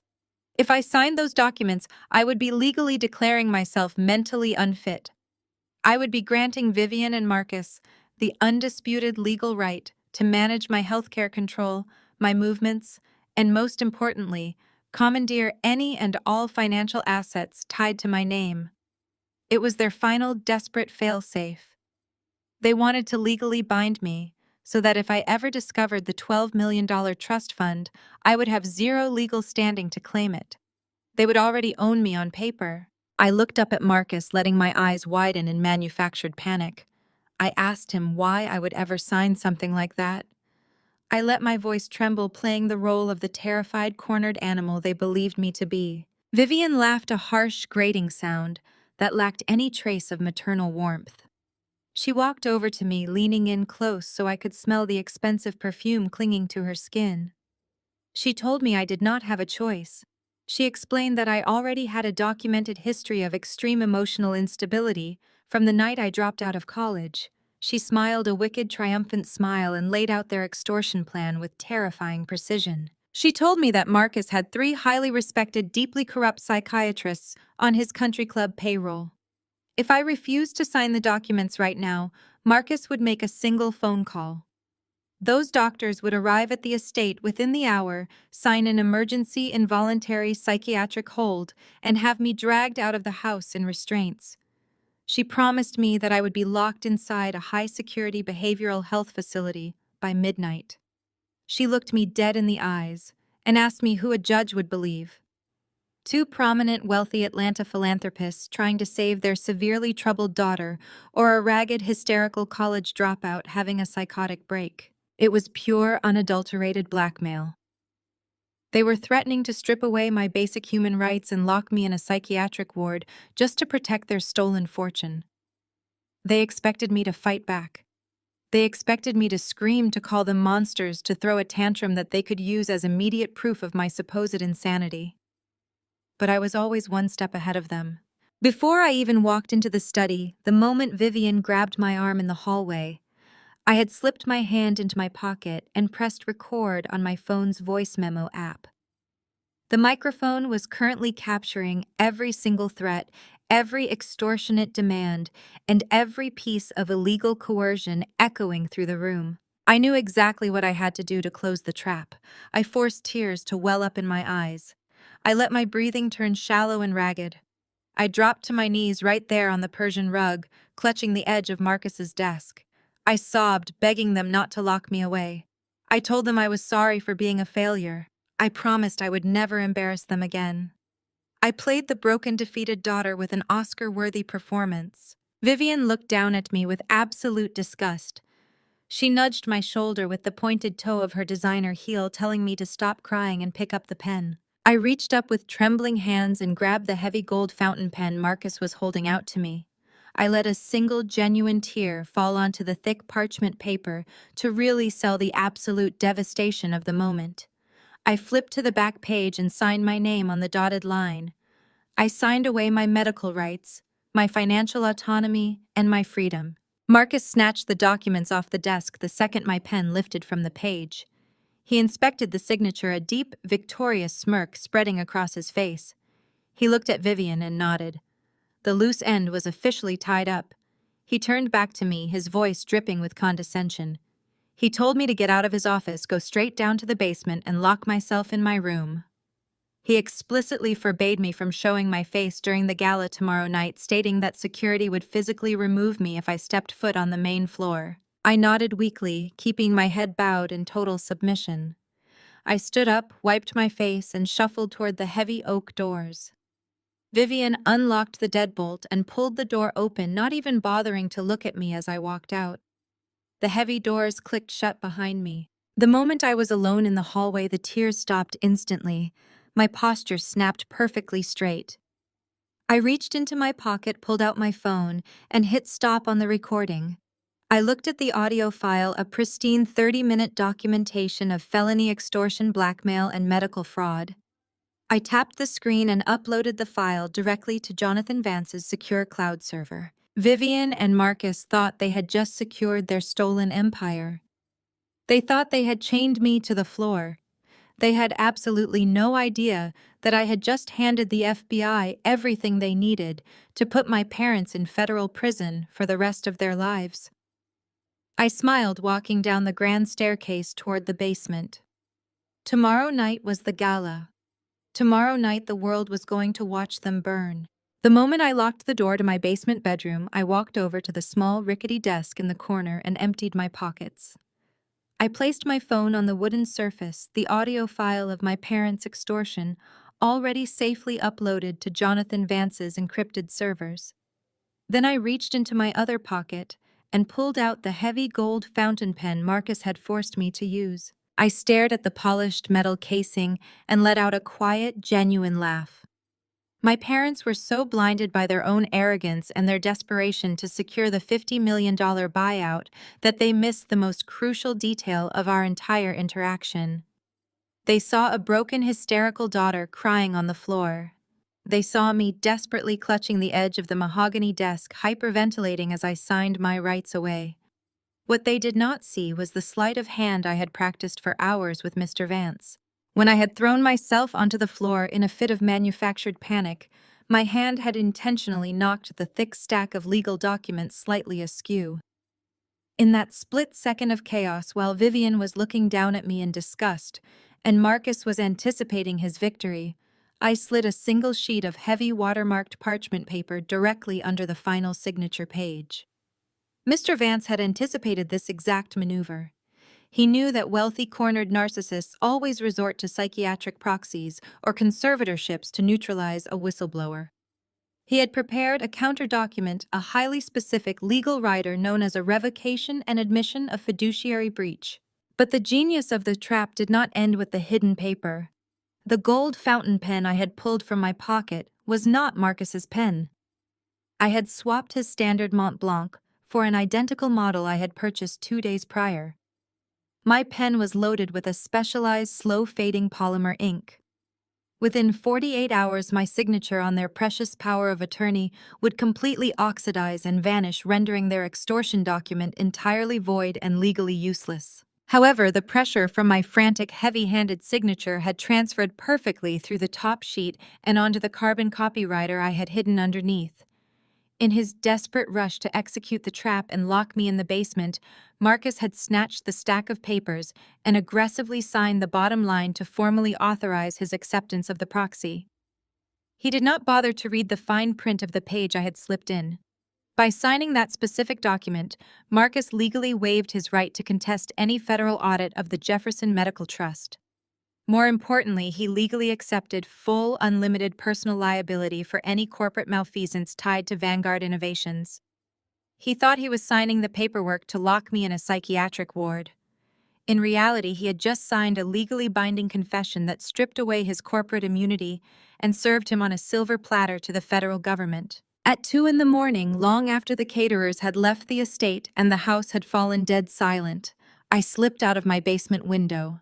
I moved like a ghost across the manicured lawns, bypassing the security cameras I had memorized during my cleaning shifts. I walked 3 miles down the dark, humid Atlanta roads until I reached a 24-hour diner on the edge of Midtown. Jonathan Vance was sitting in a corner booth drinking black coffee waiting for me. I slid into the vinyl booth across from him and placed the flash drive containing the Vanguard Innovations server data onto the table.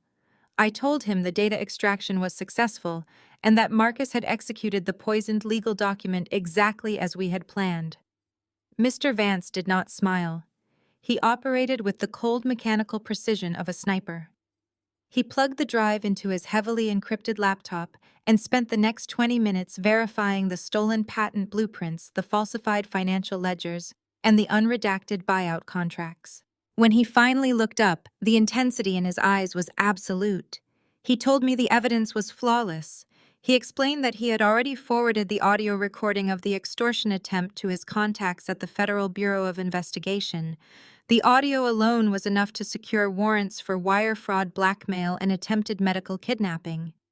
But the contents of the flash drive escalated the situation into a massive multi-agency federal takedown. The Securities and Exchange Commission was now involved, specifically targeting Trevor for attempting to defraud a major health conglomerate with stolen intellectual property. Mr. Vance outlined the execution strategy for Saturday night. The $50 million buyout was scheduled to be signed in front of a crowd of elite investors, local politicians, and medical industry reporters at exactly 9 o'clock. Mr. Vance had coordinated directly with federal marshals. The moment Trevor put his pen to the fraudulent contract, the trap would snap shut. I thanked Mr. Vance, paid for the coffee, and walked back out into the dark. The fear that had dictated my entire life was completely gone. I was walking back to the estate, not as a victim, but as the architect of their destruction. Saturday morning broke with the chaotic, deafening noise of the gala preparations. The sprawling lawns of my parents' estate were transformed into an opulent wonderland. Massive white pavilions were erected, draped in expensive silk and illuminated by hundreds of crystal chandeliers. Delivery trucks constantly rolled up the driveway, unloading towering floral arrangements and crates of vintage champagne. I stayed locked in my basement room exactly as Marcus had ordered. Through the high, narrow window near the ceiling of my room, I could hear the arrogant voices of my family floating down from the terrace. Chloe was loudly complaining to an event planner that the imported white roses were not blooming wide enough. Trevor was laughing with Marcus, bragging about how the executives from the acquiring health conglomerate were already treating him like the next Steve Jobs of the medical world. Vivian was barking orders at the catering staff, ensuring every detail projected the image of untouchable generational wealth. They were absolutely drunk on their own hubris, completely convinced that they had outsmarted the world and successfully buried me in the dirt. As the afternoon bled into the evening, the noise outside shifted from preparation to celebration. The string quartet began to play, and the steady hum of affluent conversation filtered through the floorboards above me. I listened as the elite society of Atlanta arrived to worship at the altar of Vanguard Innovations. I did not put on a maid uniform. I did not put on cheap retail clothing. I unzipped the protective garment bag I had hidden in the back of my closet.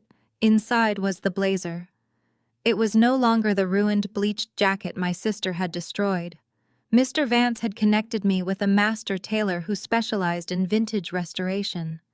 The artisan had painstakingly removed the chemically burned outer layer, meticulously preserving the inner lining and the brilliant gold crest of Dr. Isaiah Jefferson. The jacket had been reconstructed with midnight black bespoke wool, tailored to fit me with absolute razor-sharp perfection. The gold caduceus and oak tree crest now sat proudly on the outside, gleaming against the dark fabric over my heart. I slipped my arms into the sleeves and looked at myself in the cracked mirror of my basement room. The transformation was complete. I was no longer the unwanted scapegoat. I was the bloodline. I was the heir. I checked my watch. It was 8:45. The signing ceremony was 15 minutes away. I unlocked my bedroom door and began the slow, quiet walk up the basement stairs.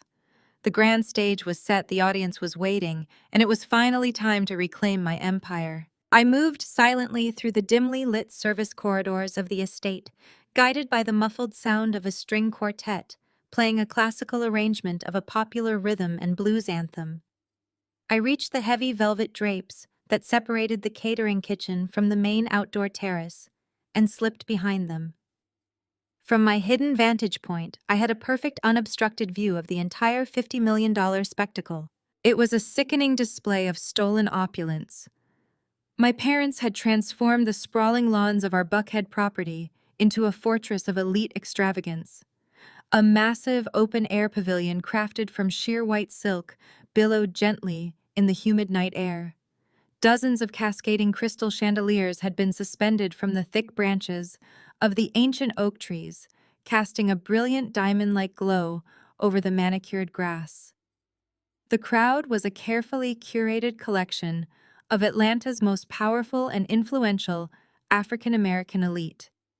There were prominent state senators, legendary civil rights attorneys, megachurch pastors, and ruthless venture capitalists, all gathered to witness what they believed was a historic triumph of Black generational wealth. I spotted my mother holding court near a towering champagne pyramid. Vivian was wearing a custom floor-length gown made of crushed silver velvet. A massive sapphire and diamond necklace hung heavily against her collarbone. She was laughing theatrically, pressing her manicured hand to her chest as she spoke to a group of influential real estate moguls. I watched her lips move, catching fragments of her conversation, as she shamelessly boasted about the heavy burden of managing a family empire and the sacrifices she had made to foster such incredible medical innovation. Marcus stood just a few feet away, projecting the image of a wise, untouchable patriarch. He was smoking an imported Cuban cigar surrounded by a tight circle of private equity investors. He spoke with deep manufactured authority, claiming that Vanguard Innovations was built on the strict, uncompromising morals he had instilled in his family for decades. They were selling a masterclass in deception, soaking up the admiration of their affluent peers, while actively burying the true heir to their stolen kingdom in a basement room just a few yards away. And then there was Chloe. She was floating through the crowd like a conquering queen wearing a breathtaking scarlet haute couture gown that swept across the fresh grass. She was holding up her left hand to show off a flawless 5-carat emerald-cut diamond ring to a group of admiring society wives. She loudly proclaimed that Trevor had surprised her with the ring that very morning to celebrate their massive corporate buyout. She gushed about how incredibly brilliant her husband was, telling everyone that his mind simply operated on a higher intellectual frequency than the rest of the world. She played the role of the devoted, affluent muse, entirely oblivious to the fact that her shiny new diamond was paid for by the intellectual property of a Black grandfather she openly despised. Trevor himself was standing near the center stage, completely intoxicated by his own hubris. He was surrounded by the senior executive board of Apex Health Systems, the massive international conglomerate that was about to write him a check for $50 million. Trevor held a snifter of scotch, speaking to these highly educated, powerful Black executives with a subtle, sickening undercurrent of white savior complex. He was smiling warmly, but his posture reeked of unearned superiority. He truly believed he had outsmarted everyone in the room. He believed he had taken the raw, unrefined medical concepts of a dead Black physician and elevated them into a corporate masterpiece that only a man of his specific pedigree could achieve. He was a parasite basking in the glow of a stolen sun. As the grandfather clock in the main hallway chimed 8:55, the string quartet abruptly stopped playing. The ambient chatter of the elite crowd died down to a low anticipatory murmur as the event planners directed the guests toward the main stage at the edge of the terrace. A heavy antique mahogany desk was carried onto the raised platform, followed by 2 plush leather chairs. The catering staff quickly distributed flutes of vintage champagne to every single guest.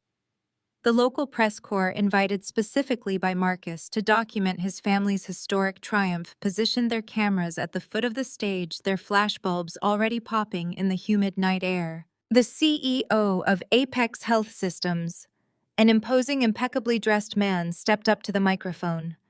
He tapped the microphone twice and thanked the illustrious crowd for attending this monumental occasion. He spoke eloquently about the desperate need for groundbreaking advancements in cardiovascular surgery, and he praised Vanguard Innovations for developing a mechanism that would undoubtedly save millions of lives across the globe.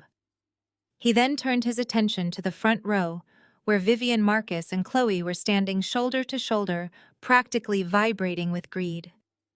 The CEO thanked the family for their incredible vision and their unwavering support of medical innovation. Finally, he extended his arm toward the side of the stage and introduced the man of the hour, calling Trevor a true pioneer of modern medical engineering. The crowd erupted into deafening applause. Trevor walked onto the stage, adjusting the cuffs of his bespoke suit, waving to the audience with practiced false humility. He shook the CEO's hand, posing perfectly for the flashing cameras. He stepped up to the microphone and looked out over the sea of wealthy investors and prominent politicians. He spoke about the long, grueling nights of research, the tireless dedication to his craft, and the heavy responsibility of carrying such a brilliant life-saving vision into reality. He looked down at Chloe and told the crowd that he never could have built this empire without the unwavering love and foundational support of his incredible family. Vivian actually raised a hand to wipe a fake tear from her eye. Marcus nodded solemnly, his chest puffed out in absolute pride. They were savoring every single second of their fraudulent victory. An executive assistant in a tailored suit walked onto the stage carrying a thick leather-bound folio. He placed it carefully on the mahogany desk and opened it, revealing the final legally binding $50 million buyout contract. He placed a heavy gold fountain pen, the exact same model Marcus had tried to use to steal my freedom just hours earlier, next to the document. The crowd fell into a hushed, reverent silence. Trevor smiled, gave one last triumphant wave to the cameras, and sat down in the leather chair. He picked up the gold pen, hovering the nib just inches above the signature line. The trap was fully set. The entire world was watching. I let the heavy velvet drapes fall closed behind me. I stepped out of the shadows of the service corridor and walked directly into the blinding light of the crystal chandeliers. I did not rush. I walked with the slow, measured, and terrifying cadence of a queen coming to reclaim her throne. The midnight black wool of my reconstructed blazer absorbed the light, but the brilliant gold caduceus and oak tree crest embroidered over my heart gleamed like a beacon. The countdown was officially over. I stepped onto the pristine grass of the main terrace, leaving the shadows of the catering kitchen far behind me. If a camera were capturing this exact moment, it would be a slow, majestic orbiting shot circling me in a continuous 360-degree sweep as I walked directly into the blinding glare of the crystal chandeliers. The lens would capture the stark contrast between the sea of colorful, expensive evening gowns and the midnight black bespoke wool of my jacket. It would focus on the brilliant gold thread of the caduceus and the sprawling oak tree embroidered directly over my heart. The emblem caught the light of the flashbulbs glowing with the undeniable heavy weight of true generational legacy. I moved with a slow, deliberate cadence. I did not rush. I did not run. I walked with the absolute terrifying certainty of an apex predator stepping into a cage full of trapped prey.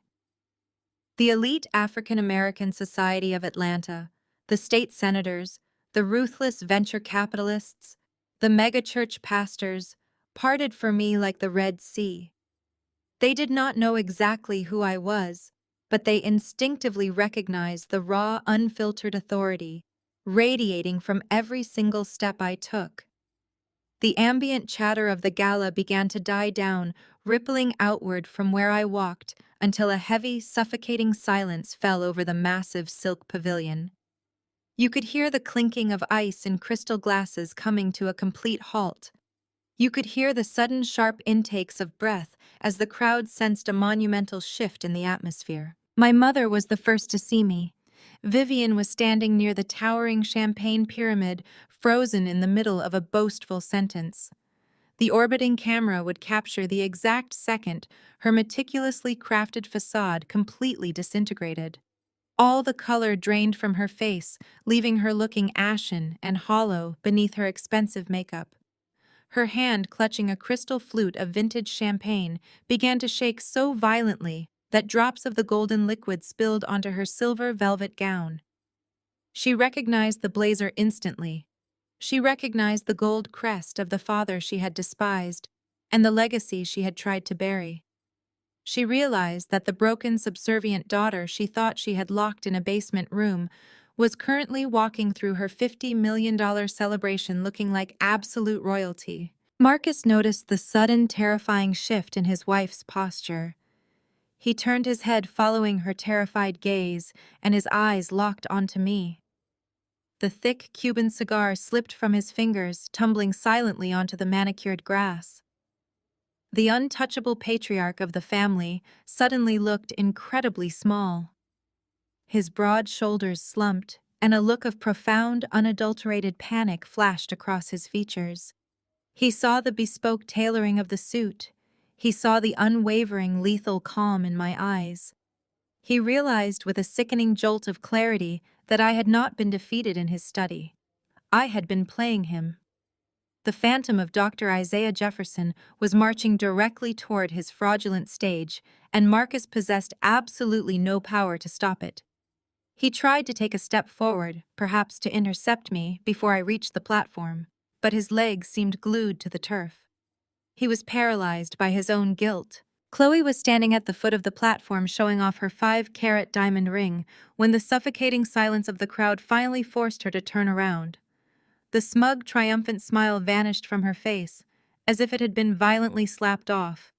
She stared at the reconstructed blazer, her mind struggling to comprehend how the cheap, bleached rag she had destroyed with industrial chemicals had been resurrected into a masterpiece of high fashion. Her scarlet haute couture gown suddenly looked garish and cheap next to the sleek architectural perfection of my midnight wool armor. She took a stumbling step backward, her mouth opening and closing without producing a single sound. The golden child was entirely eclipsed by the true heir. She looked at her parents for help, but they were just as incapacitated as she was. Up on the raised mahogany stage, Trevor remained completely oblivious for just a few seconds longer. He was seated in the plush leather chair, basking in the flashbulbs of the local press corps. He had the heavy gold pen gripped tightly in his hand, the nib hovering a fraction of an inch above the signature line of the $50 million buyout contract. He was so intoxicated by his own unearned victory that he did not notice the dead silence that had swallowed the pavilion. He did not notice that the CEO of Apex Health Systems, standing just a few feet away, had stopped smiling and was staring intently at the woman approaching the platform. I reached the base of the wooden steps leading up to the stage. I did not break my stride. The sharp, rhythmic clicking of my heels against the polished mahogany stairs echoed through the silent tent like the ticking of a bomb. 1 step, 2 steps, 3 steps. The CEO of Apex Health took a slow, cautious step back, instinctively giving me the floor. He looked at the gold crest on my blazer, his eyes narrowing as recognition sparked in his mind. He was a highly educated executive in the medical industry. He knew exactly what the Vanguard Surgical Society was, and he knew that the crest I wore was not a generic corporate emblem. It was a seal of historical significance. He sensed the massive impending collision of realities, and he wisely moved out of the blast radius, crossing his arms over his chest to watch the execution unfold. Trevor finally looked up from the contract. The arrogant, self-satisfied grin was still plastered across his face, but it rapidly melted into an expression of sheer, uncomprehending confusion. He looked at my face, then down at my clothes, unable to reconcile the image of the pathetic, subservient maid who scrubbed his office floors with the majestic, commanding woman currently towering over him. He blinked rapidly, his white savior complex short-circuiting in real time. He opened his mouth to speak, likely to demand that security remove the unpaid intern from his stage, but no words came out. He was completely suffocated by the sheer atmospheric pressure of my presence. I stepped right up to the edge of the antique desk. I stood directly between Trevor and the flashing cameras of the Atlanta press corps. I looked down at him, my eyes cold, flat, and completely devoid of mercy. I did not yell. I did not cause a hysterical scene. I simply stood there, an immovable mountain of truth, casting a long, dark shadow over his fraudulent empire. The pen was still shaking in his hand, hovering uselessly over the thick, textured paper. The $50 million deal was literally sitting on the desk between us, but the distance might as well have been 1,000,000 miles. He was never going to touch that money. I was the bloodline. I was the heir. And I had arrived to collect exactly what was mine. I reached out with a steady, unyielding hand and clamped my fingers firmly around Trevor's wrist. The physical contact broke his paralysis. He gasped, dropping the heavy gold fountain pen onto the mahogany desk. It clattered loudly against the polished wood, rolling away from the signature line of the $50 million contract. I did not look at the pen. I reached past his trembling frame and grabbed the microphone from the stand. The feedback from the sound system shrieked for a fraction of a second before I stabilized it. The entire silk pavilion was dead silent. I looked out at the sea of Atlanta's elite. I introduced myself not as the estranged daughter, not as the unpaid intern, but as Zariah Jefferson Ross, the sole legal heir to the Jefferson Medical Trust and the exclusive owner of the cardiovascular technology sitting on the screen behind me. Trevor jumped up from his leather chair, his face flushing a violent shade of crimson. He shouted into the microphone, his voice cracking with panic, demanding that security remove me from the stage. He yelled that I was a deranged, bitter college dropout trying to ruin his historic moment. He looked at the press corps, forcing a frantic, terrified laugh, claiming that I was experiencing a severe mental health crisis and had escaped from a psychiatric hold. I did not raise my voice to match his hysteria. I simply reached into the inner pocket of my tailored blazer. I pulled out a thick stack of legally binding documents sealed with the unmistakable blue ribbon of a federal court injunction. I held the paperwork high in the air, letting the flashing cameras of the press corps capture every single page. I spoke directly into the microphone, my voice echoing off the canvas walls with absolute chilling authority. I announced that Vanguard Innovations was not a groundbreaking medical startup. It was a criminal enterprise built entirely on stolen intellectual property. I stated that the federal court of the Northern District of Georgia had just executed a blanket asset freeze on every single account associated with Trevor, Marcus, and Vivian. The $50 million acquisition could not proceed because the Vanguard core valve did not belong to Trevor. It was a direct stolen replica of the Jefferson valve invented by my late grandfather, Dr. Isaiah Jefferson. The crowd erupted. The refined, affluent silence was instantly shattered by a shockwave of gasps, panicked murmurs, and the relentless, blinding flashes of camera lenses. State senators whispered furiously to their aides. Venture capitalists who had just written massive checks to Trevor began pulling out their phones, frantically calling their legal teams to halt the wire transfers. Trevor slammed his hands onto the mahogany desk, leaning aggressively toward me. He grabbed the edge of the microphone stand and yelled that I was lying. He desperately claimed that he possessed a fully executed notarized deed of assignment, proving my grandfather legally transferred the patent rights to his holding company. He looked at the CEO of Apex Health Systems, his eyes wide with sheer desperation, begging the executive not to listen to my insane accusations.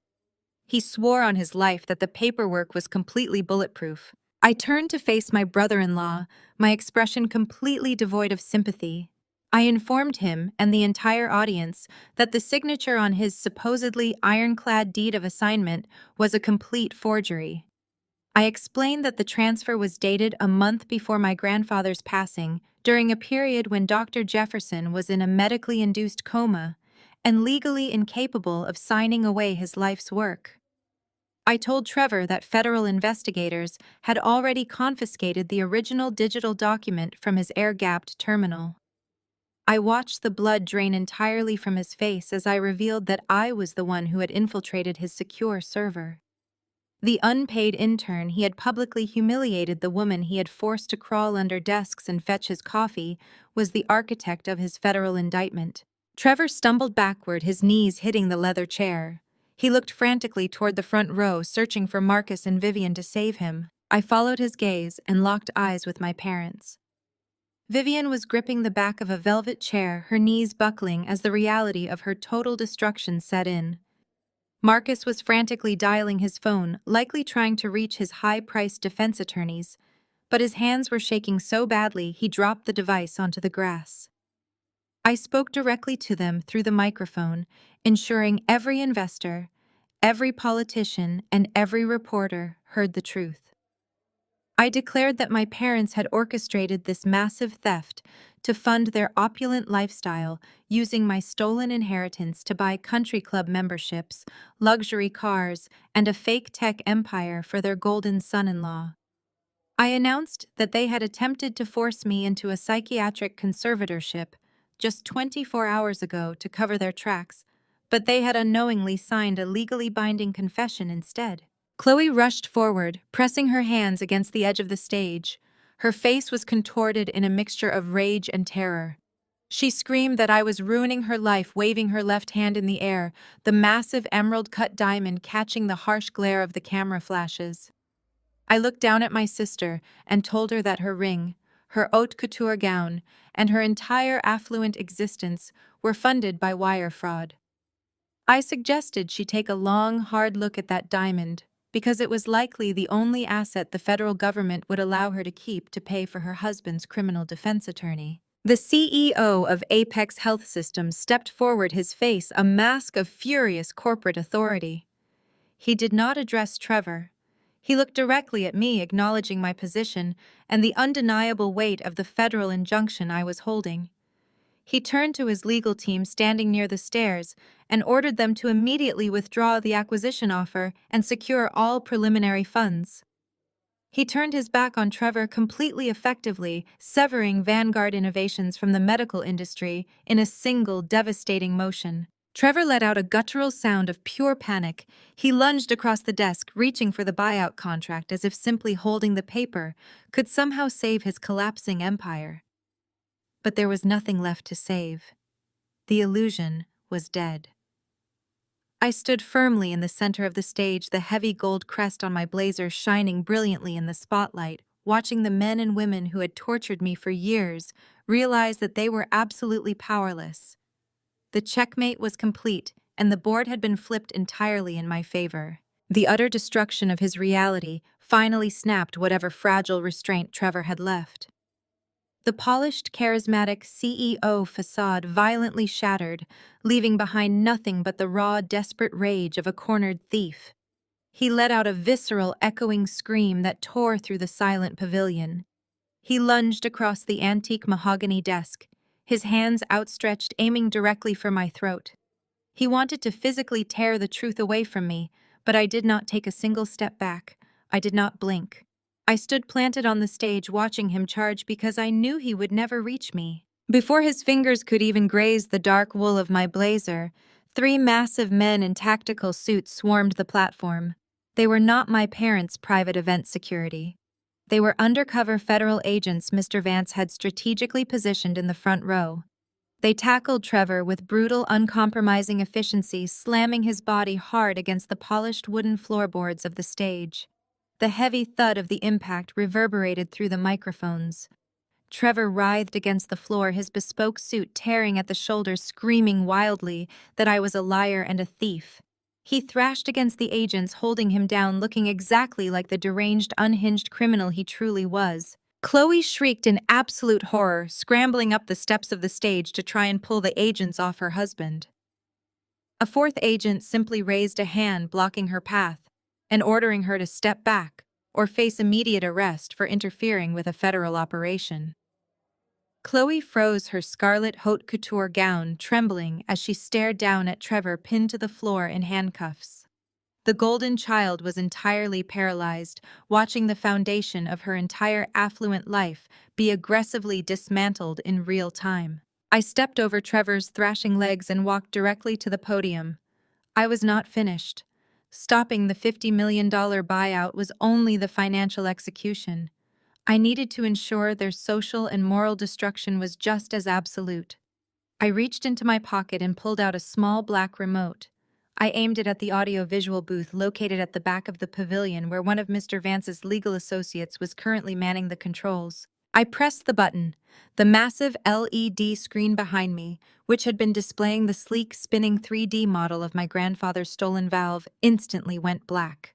A split second later, a high-resolution, glaringly bright document flashed across the massive display. It was the forged deed of assignment. I spoke into the microphone, my voice slicing through the chaos on the stage. I directed the attention of the state senators, the venture capitalists, and the elite society members to the screen. I clicked the remote again. A side-by-side forensic analysis provided by FBI handwriting experts appeared. It highlighted the exact discrepancies in my grandfather's signature, pointing out the shaky, hesitant strokes of a forgery compared to his authentic medical charts. I clicked again, and the screen transitioned to a dizzying, complex web of financial wire transfers. I narrated the slides with cold, clinical precision. I showed the crowd the exact dates my parents had authorized illegal withdrawals from the Jefferson Medical Trust. I pointed to the offshore shell companies and the direct routing numbers that funneled millions of dollars into Vanguard Innovations' operating accounts. I showed them the receipts for Chloe's luxury cars, Vivian's designer wardrobe, and Marcus's country club dues, proving beyond a shadow of a doubt that their entire empire was built on embezzled funds. The affluent crowd was visibly repulsed. The elite African-American business leaders, people who had spent their lives building genuine, respectable legacies, stared at my parents with absolute disgust. Marcus tried to shout over my presentation, claiming the documents were fabricated, but his voice lacked any authority. He was sweating profusely, his face pale and terrified. Vivian was physically shrinking into the crowd, trying to hide behind the very people she had been boasting to just 10 minutes earlier. But the crowd actively stepped away from her, leaving my parents isolated in a growing circle of condemnation. I looked down at Vivian and Marcus. I told them that financial fraud was merely a symptom of their rot. I told the audience that the true depth of their depravity went far beyond stolen money. I clicked the remote one final time. The screen went dark, but the state-of-the-art surround sound system crackled to life. The crisp, undeniable audio of the recording I had taken in my father's study echoed through the silk pavilion. The voices of Vivian and Marcus flooded the night air loud and crystal clear. The entire crowd heard Vivian's harsh, grating voice, threatening to lock me in a psychiatric ward. They heard her proudly outline how she would use my past mental health struggles to permanently silence me. They heard Marcus detailing his plan to use corrupt doctors on his payroll to sign a fake involuntary commitment order. They heard the terrifying calculated extortion as my parents threatened to strip away my basic human rights simply to protect their stolen money. The audio played my manufactured desperate sobs. The crowd listened as I begged my parents for mercy, followed by Vivian coldly ordering me to pick up the pen and sign away my life. When the audio recording clicked off, the silence in the pavilion was absolute and deafening. The sheer sociopathic cruelty of their own words hung over the manicured lawns. There was no spinning this. There was no public relations firm in the world that could erase the sound of a mother threatening to medically kidnap her own daughter for profit. The CEO of Apex Health Systems, the man who was supposed to write the $50 million check, turned to his legal counsel. He loudly and unequivocally instructed them to sever all ties with Vanguard Innovations and to permanently blacklist Marcus, Vivian, and Trevor from any future industry dealings. The private equity investors who had funded Trevor's early rounds began frantically dialing their lawyers, realizing they were now entangled in a massive federal racketeering case.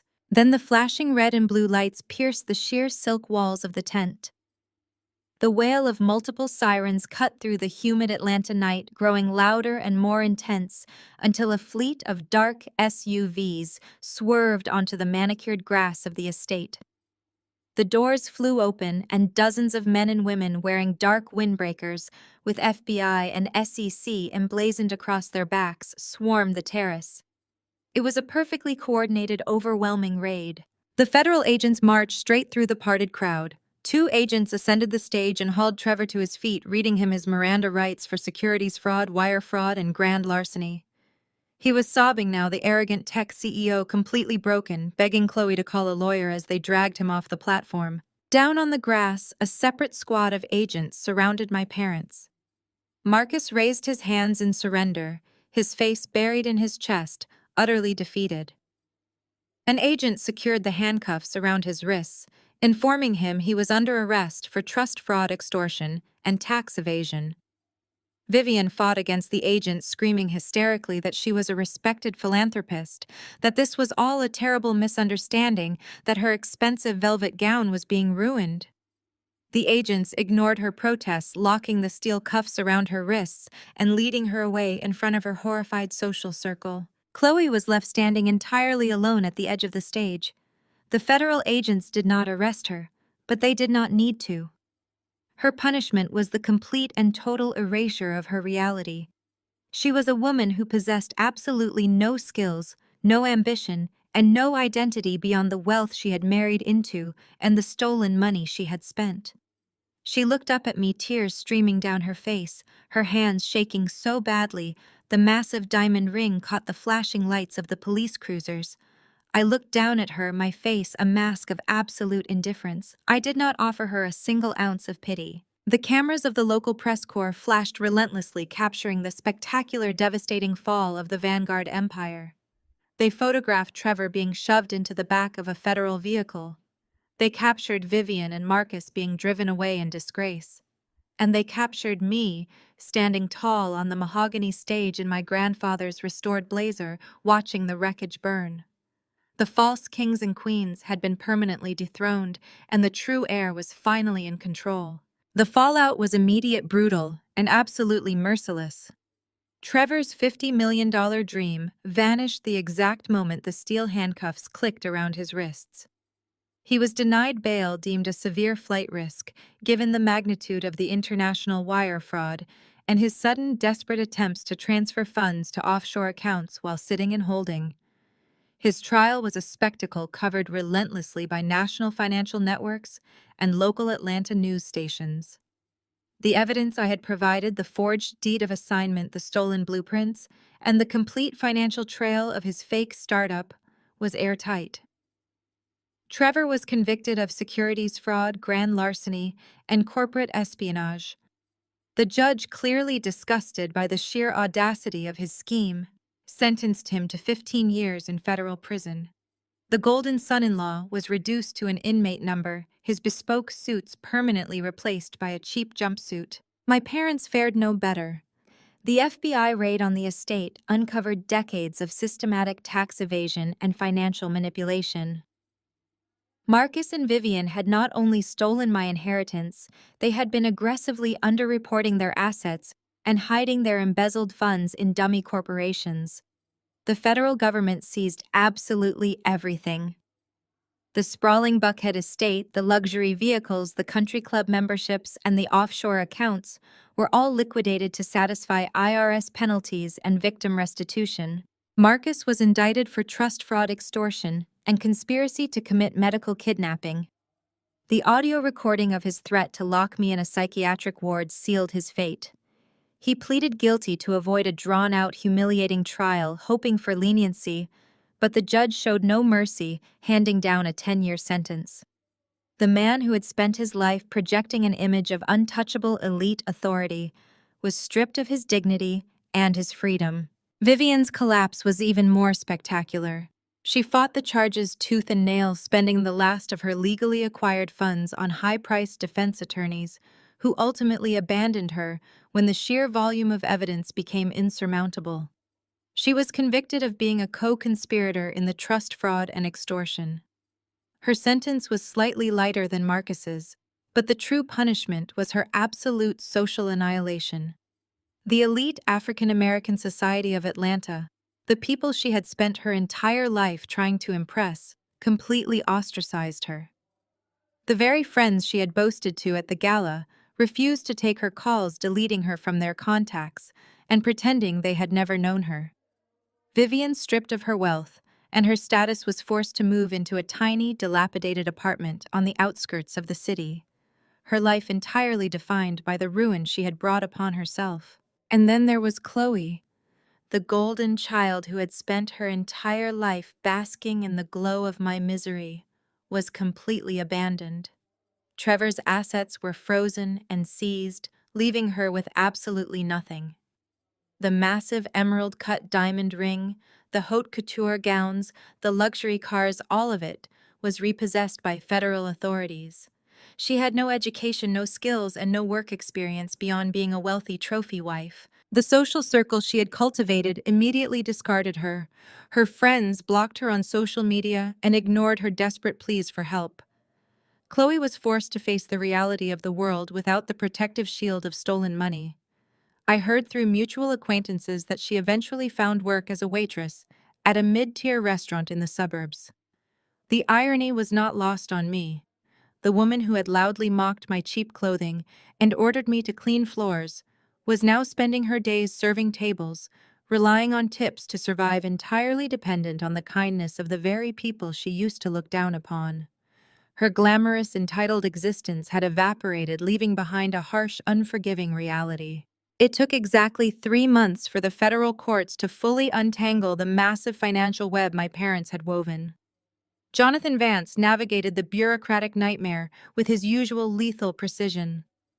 The $12 million, along with every single cent of the accumulated interest, and the absolute exclusive rights to the Jefferson Valve were legally and permanently restored to my name. I did not just take the money and walk away. I took the entire corporate infrastructure of Vanguard Innovations, completely stripped it of its fraudulent branding, and immediately dissolved the board of directors. I rebranded the entity as Jefferson Medical Technologies, honoring the man who actually did the work. As for the $50 million buyout from Apex Health Systems, the executives came crawling back to the negotiating table the moment they realized they were dealing with the legitimate owner of the intellectual property. I did not sell the company to them. I retained total ownership. Instead, I negotiated a highly lucrative licensing agreement, ensuring that my grandfather's invention would be manufactured and distributed to save lives globally, while generating a perpetual stream of generational wealth that my biological family could never touch. But securing the bag was only half the victory. The true triumph was restoring honor to a name that had been dragged through the mud by greedy cowards. I took a significant portion of the initial licensing revenue and established the Dr. Isaiah Jefferson Memorial Scholarship Fund. It was not just a generic charity designed for tax write-offs. It was a fully funded, comprehensive pipeline designed exclusively for brilliant, underprivileged African American medical students. It paid for their tuition, their housing, and their board exam preparations. It was specifically built to eliminate the exact financial barriers and psychological warfare my parents had tried to use to crush my own medical dreams.